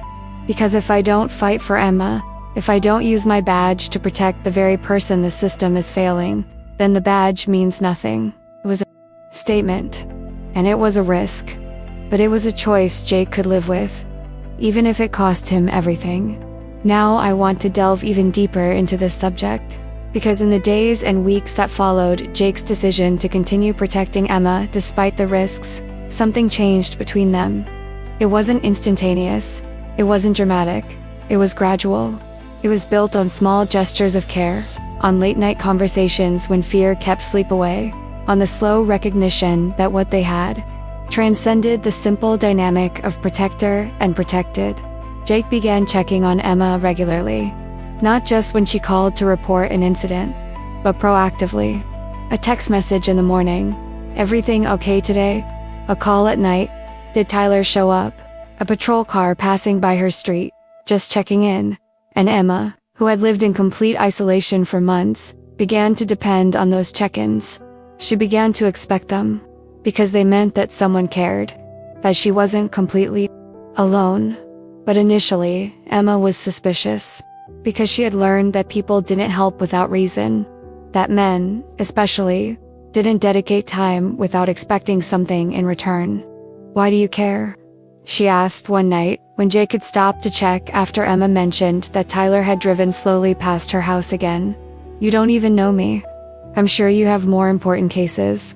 There's no more important case than protecting someone vulnerable, Jake replied. And Emma, it's my job, but it's personal.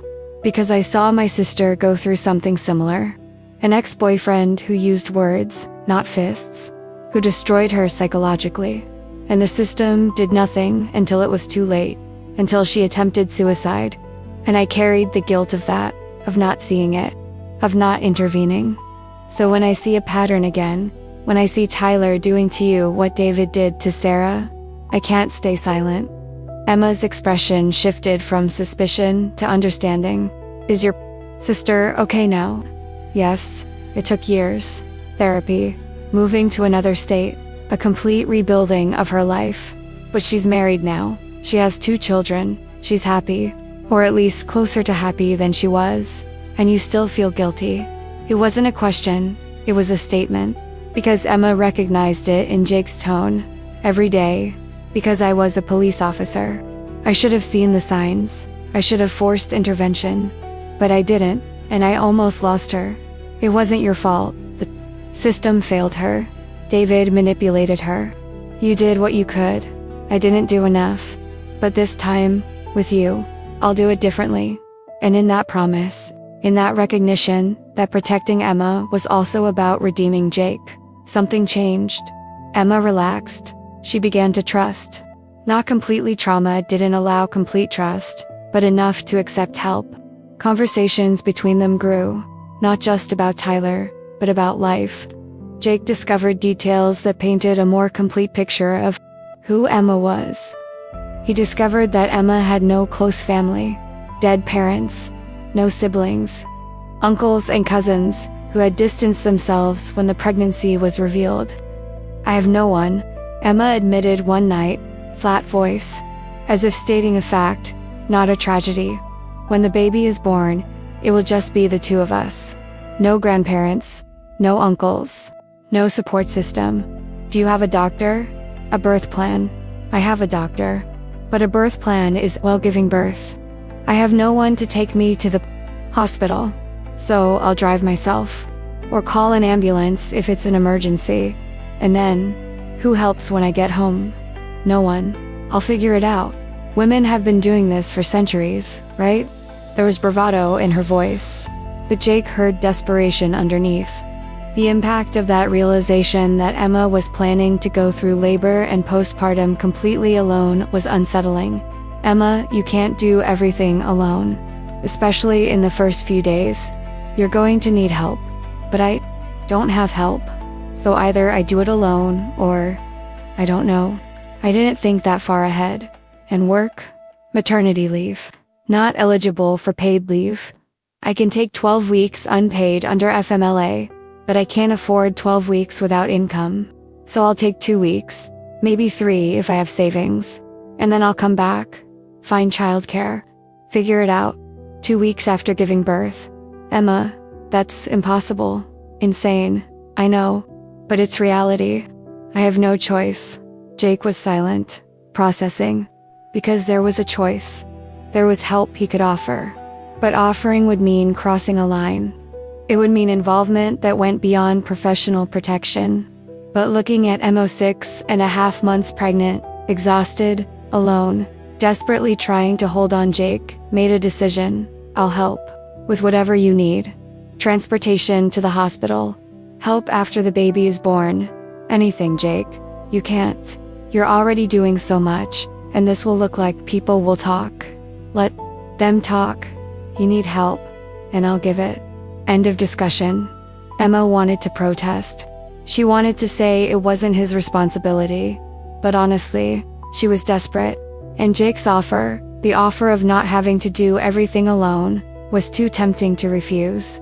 Okay, thank you. I don't know how I'm going to repay you. You don't need to repay me. Just let me help. And Jake kept his promise. He started helping in small but significant ways. He showed up with a box of baby clothes. Donation the department received for families in need. I thought I could use it. Emma looked at the box. The clothes were new. Tags still attached. The department receives donations of new baby clothes. Sometimes, Jake said. Not convincingly. The revelation that Jake had bought those clothes, that he had spent his own money, was touching. Jake, you didn't have to do this. I know. But I wanted to. And Emma, looking at the pile of tiny onesies and soft blankets, began to cry. Not from sadness, but from relief, from gratitude, from finally having someone who cared. Jake also helped in other ways. He helped Emma assemble a crib she had bought used. The instructions are in Swedish or something. I don't understand anything. Jake appeared with tools and patience, and in 2 hours, the crib was assembled. Sturdy, secure. Thank you. It would have taken me days trying to do it myself. That's what friends are for. The word hung between them. Friends, was that what they were? Or something more complicated. Their conversations deepened. Jake began to stay after helping with something. Want coffee or tea? Emma offered, and Jake accepted, and they sat, and they talked about the past, about traumas, about hopes. Emma talked about her parents, about the accident that took them away, about the loneliness of growing up without them. Jake talked about the marriage he almost had. Fiancé, we planned a wedding, and then she realized that work came first, always, and she couldn't live like that, so she ended it, and she was right. I was married to my badge, not to her. Did you regret it? At the time, no. I thought I was making the right choice. But now, seeing how much I lost by being so focused on work, yes, I regret it. The journey of those conversations was about getting to know each other, not as sheriff and citizen, but as people, as Jake and Emma. And something grew. Not romance, the timing was wrong, the circumstances wrong, but connection, deep, real.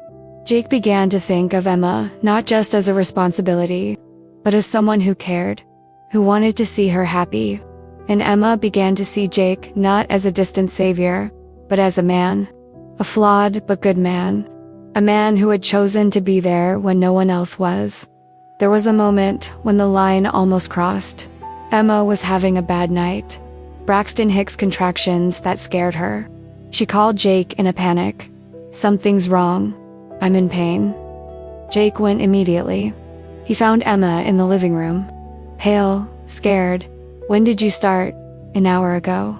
They come and go, but they hurt, and what if it's labor? It's too early. I'm only 28 weeks. Let's go to the hospital. Now. Jake took her. He stayed while doctors checked. And when they confirmed it was just Braxton Hicks, that the baby was fine, Emma broke down in relief. And Jake, seeing tears, instinctively hugged her. And Emma let him. She let herself be hugged. She let herself feel safe. And in that hug, in that moment of shared vulnerability, they both felt. They felt something that wasn't just protective and secure. It was more, but it was also complicated. Because Emma was pregnant by another man. Because Jake was sheriff. Because the timing was wrong. So when the hug ended, when they stepped back, they didn't recognize it. They just kept going.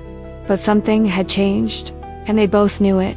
The following days saw Jake being more careful, more aware of boundaries. Because he knew, if he crossed the line, if the relationship became romantic, Tyler would have ammunition. He would have proof that Jake was personally involved, and he could use it to destroy them both. But it was also difficult to keep his distance, because Emma needed support, and Jake wanted to give it.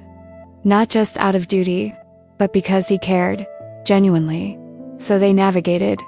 Carefully, Jake helped, but he remained professional.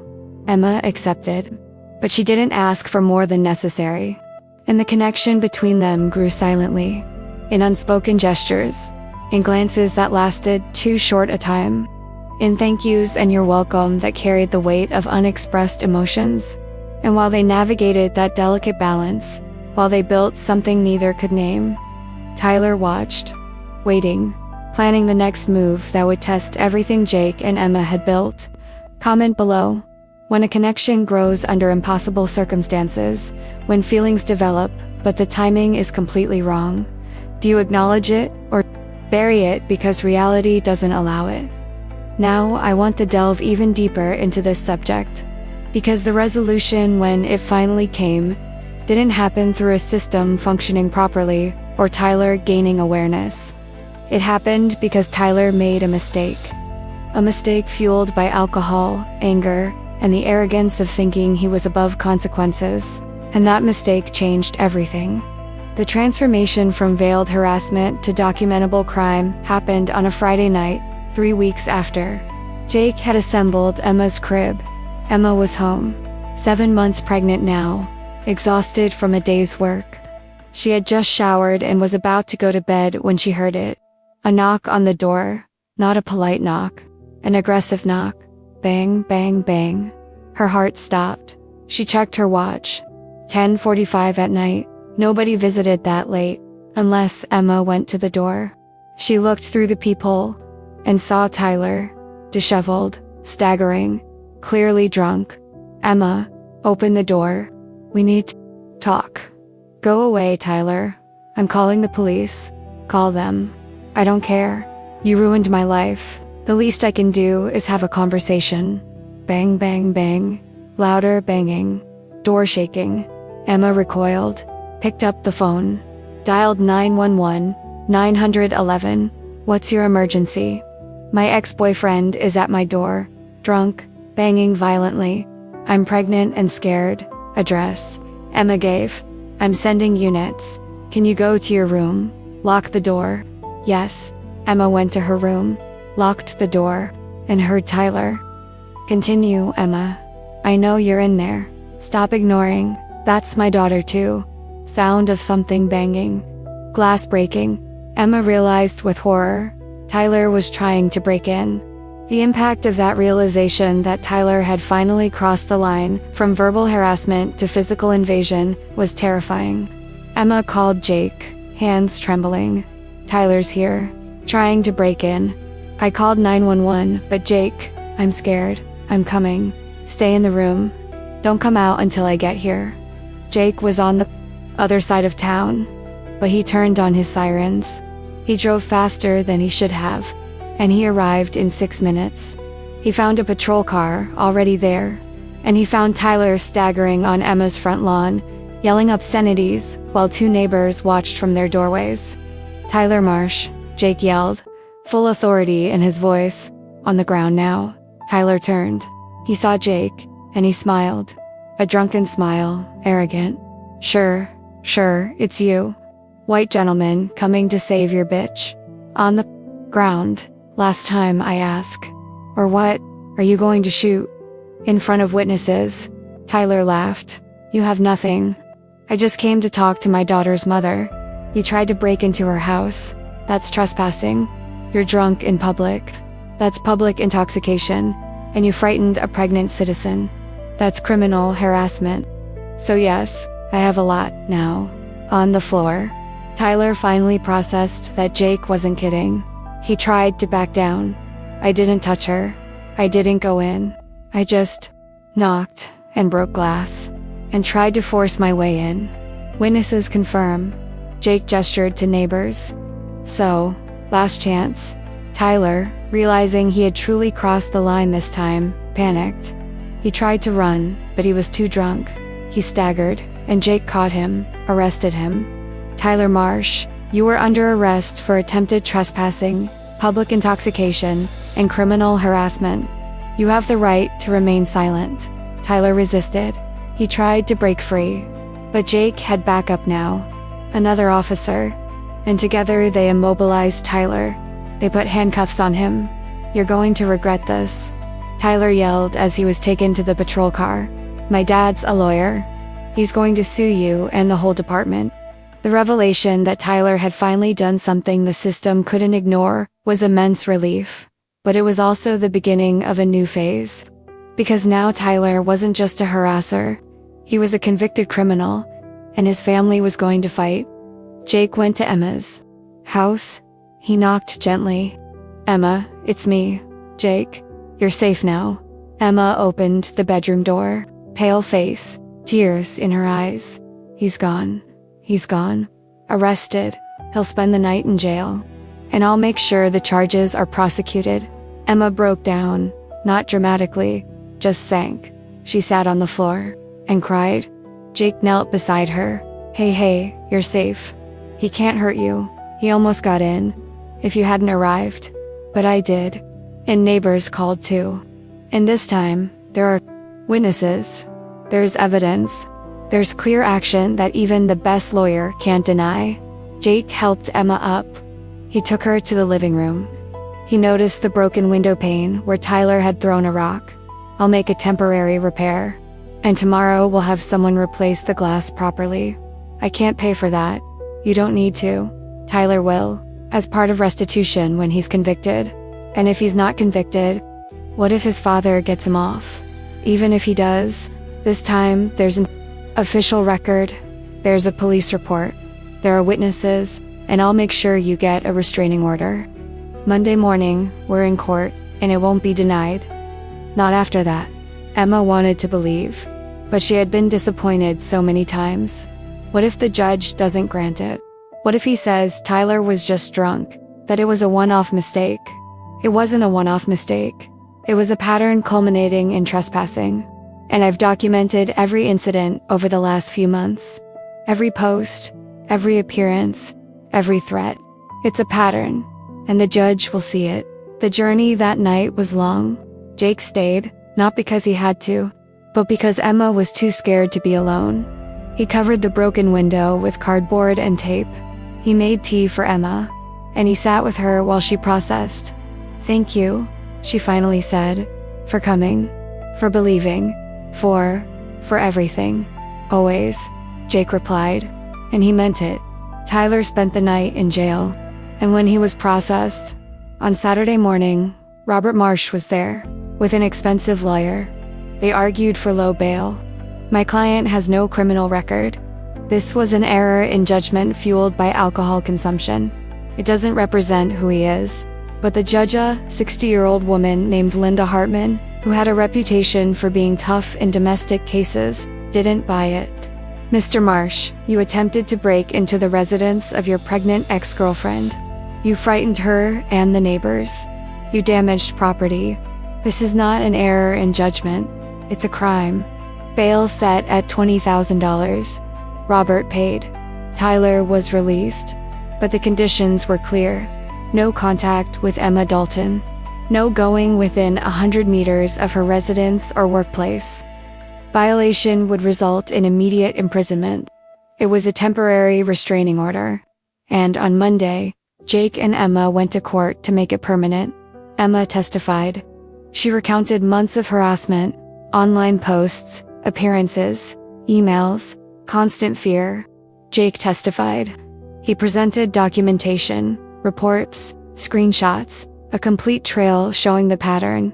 Tyler's lawyer argued that it was a domestic dispute being exaggerated, but Judge Hartman disagreed. Permanent restraining order granted. Mr. Marsh must not contact Ms. Dalton in any way. Not directly, not through third parties, not online, not in person. For a minimum of 2 years. Violation will result in imprisonment. It was a victory. But Emma knew. Tyler wasn't going to stop. Not really. And she was right. Because although Tyler couldn't contact her directly, he started a different campaign.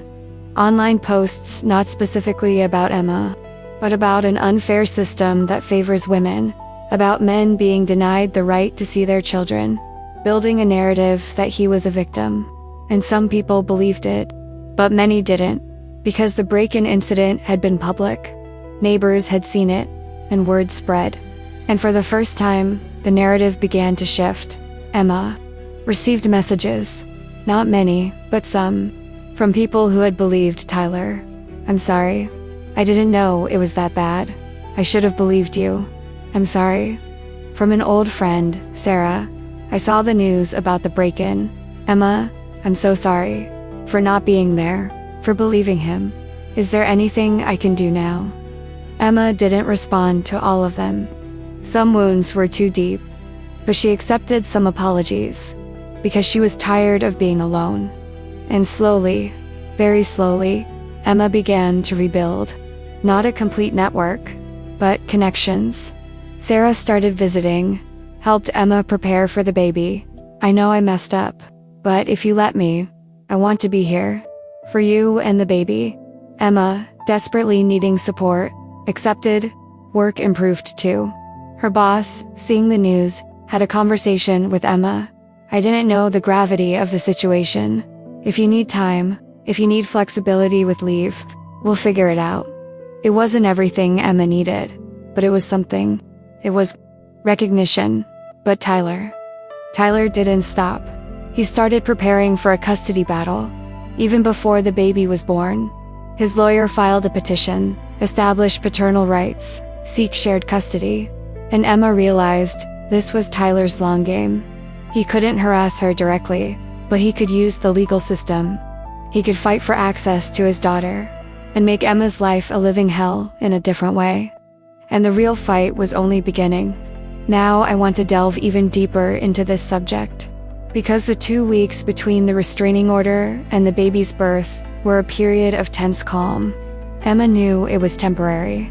She knew Tyler was planning, but it was also the first time in months she could breathe without the constant fear of him showing up. And in those 2 weeks, something changed between her and Jake. They didn't cross a line, both still very aware of complications, but the line became thinner, harder to maintain. Jake started spending more time checking on Emma, just making sure she's prepared. Baby could arrive any minute now, and Emma, 8.5 months pregnant, huge and uncomfortable, appreciated the company.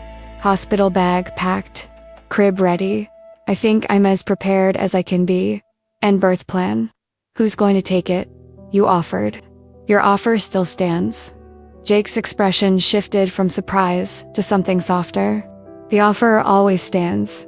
Anytime, day or night. Call and I'll be there. Even if I'm working. Even if I'm in the middle of something. Emma, you and baby are a priority. Always. There was weight in those words. Weight they both felt but didn't acknowledge.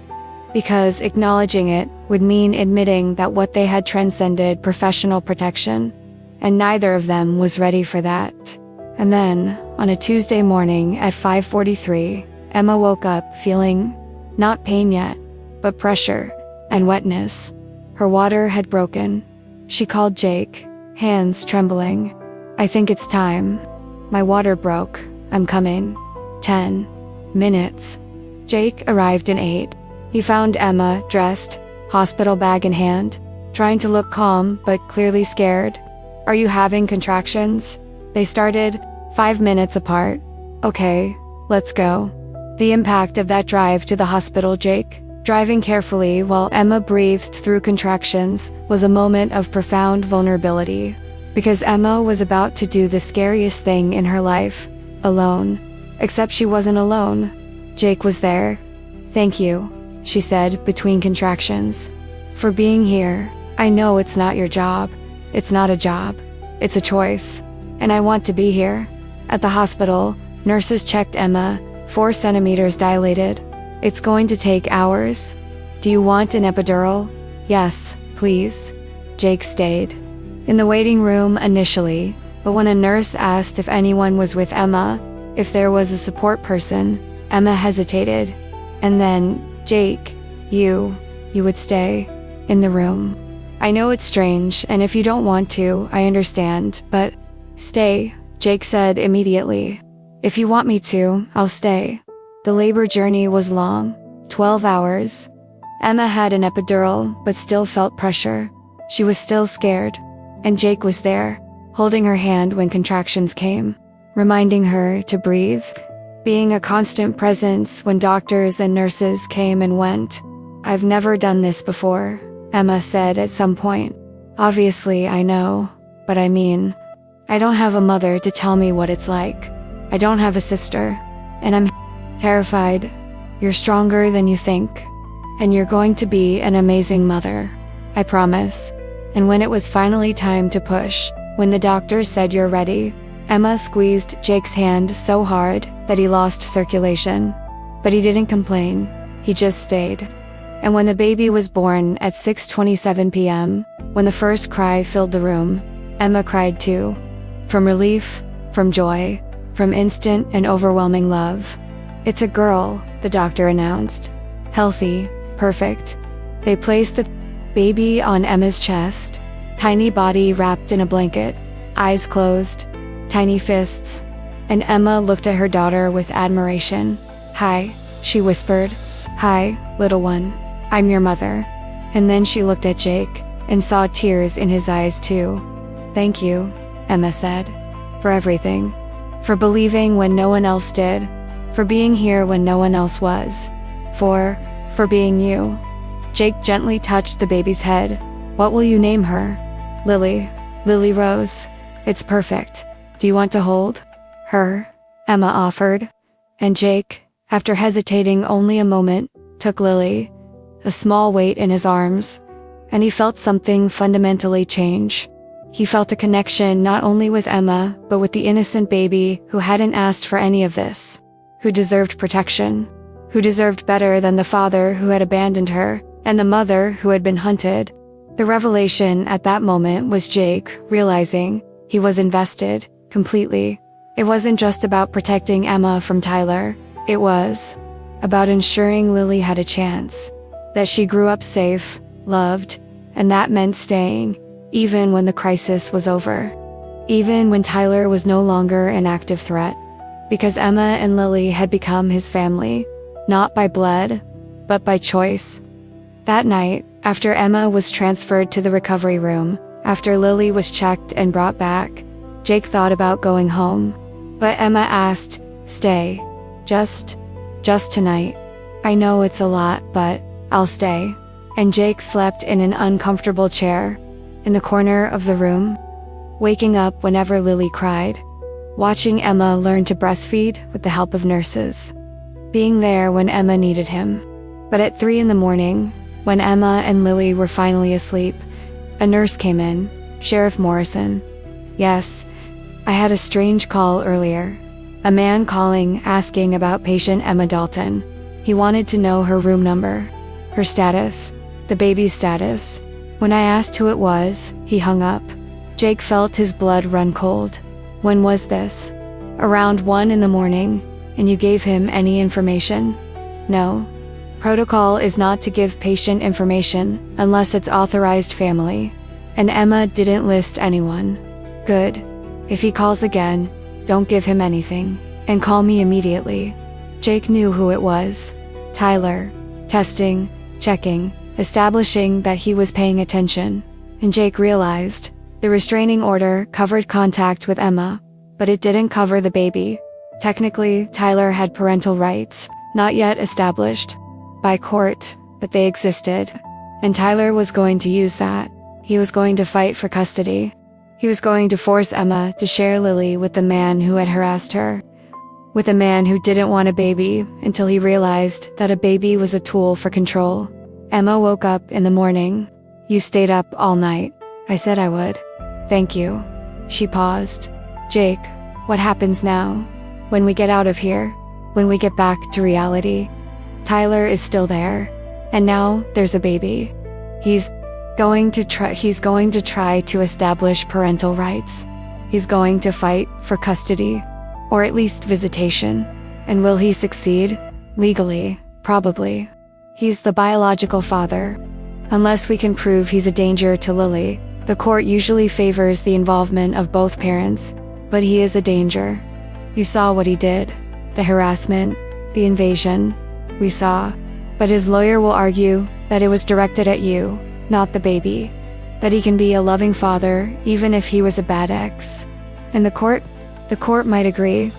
The journey of that conversation was Emma realizing that winning a restraining order was only a partial victory. Tyler couldn't contact her, but he could contact his daughter. He could use the legal system to force access, to be in their lives in a way that Emma couldn't prevent. So what do? Fight. Document everything. Show the pattern of behavior, and hope the judge sees it. But Emma, honestly, it's going to be a long battle.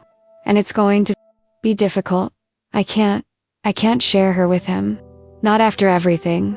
I know, and I will help, as much as I can. But there are limits to what I can officially do. Tyler can sue for interference. He can argue that I'm taking sides inappropriately. So what are you saying? That you're going to back down? No, never. But I'll have to be strategic. And you'll need a lawyer. A family lawyer.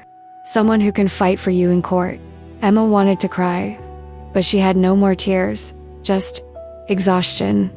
They went home 2 days later. Jake drove. He helped carry Lily in her car seat. He helped Emma steal sore, still healing, into the house. And he stayed while Emma put Lily in her crib for the first time. It's real now, Emma said. I'm a mother. And it's terrifying. It's going to be amazing. And you're not alone, I promise. But promises were complicated. Because Jake knew Tyler was waiting for the right moment to strike. And when he struck, it would be with lawyers, with legal arguments, with a system that favored paternal rights over maternal safety. And the real fight, the fight that would determine Lily's future, was only just beginning. That night, after Jake left, after Emma finally got Lily to sleep, she looked at her daughter, at her small, perfect face, and she made a silent promise. I will protect you, no matter what it costs, no matter how long it takes. You will not grow up in the shadow of a father who uses you as a weapon. I promise. But promises are easy to make, hard to keep. And when the envelope arrived 3 days later, Tyler's petition to establish paternity and seek joint custody, Emma realized the war was only beginning. And this time, the battlefield wasn't a parking lot or social media. It was the courtroom, where Tyler had resources. He had an expensive lawyer, and he had a system that, despite the restraining order, still saw him as a father with rights. And Emma had Jake, and a fragile hope that justice mattered. But justice, she had learned, was a complicated thing, especially when the rich and powerful were involved. And this is where Emma and Jake's story ends for now. Not because it's over. Stories like this never end cleanly and perfectly. They continue. They evolve through court hearings and supervised visits and battles over every decision involving the child. Emma carries alone, but Tyler wants to control. Emma is home now, with Lily, learning to be a mother while also preparing for legal battles. The lawyer, Jake, helped her find a woman named Rebecca Torres, who specializes in domestic violence cases, is good, experienced, and honest about challenges. Tyler will get some kind of access, that's a reality, but we can fight for supervision, for limitations, for ensuring Lily's safety. It's not what Emma wants to hear, but it's true, and Emma has learned that truth, however difficult, is better than false hope. Jake is there. Not every day, can't be, but often. He checks on Emma. He brings supplies when she's too exhausted to go shopping. He holds Lily so Emma can take a decent shower. Small acts of care that mean everything, and something between them keeps growing. It's not romance yet. The timing isn't right yet. Emma is healing, focused on Lily, and Jake is navigating the complications of being a sheriff who clearly cares about his citizens in ways that go beyond professional. But it's love, the kind of love that grows in trenches, that's forged in adversity, that recognizes in another person a spirit equally determined to do the right thing even when it's difficult.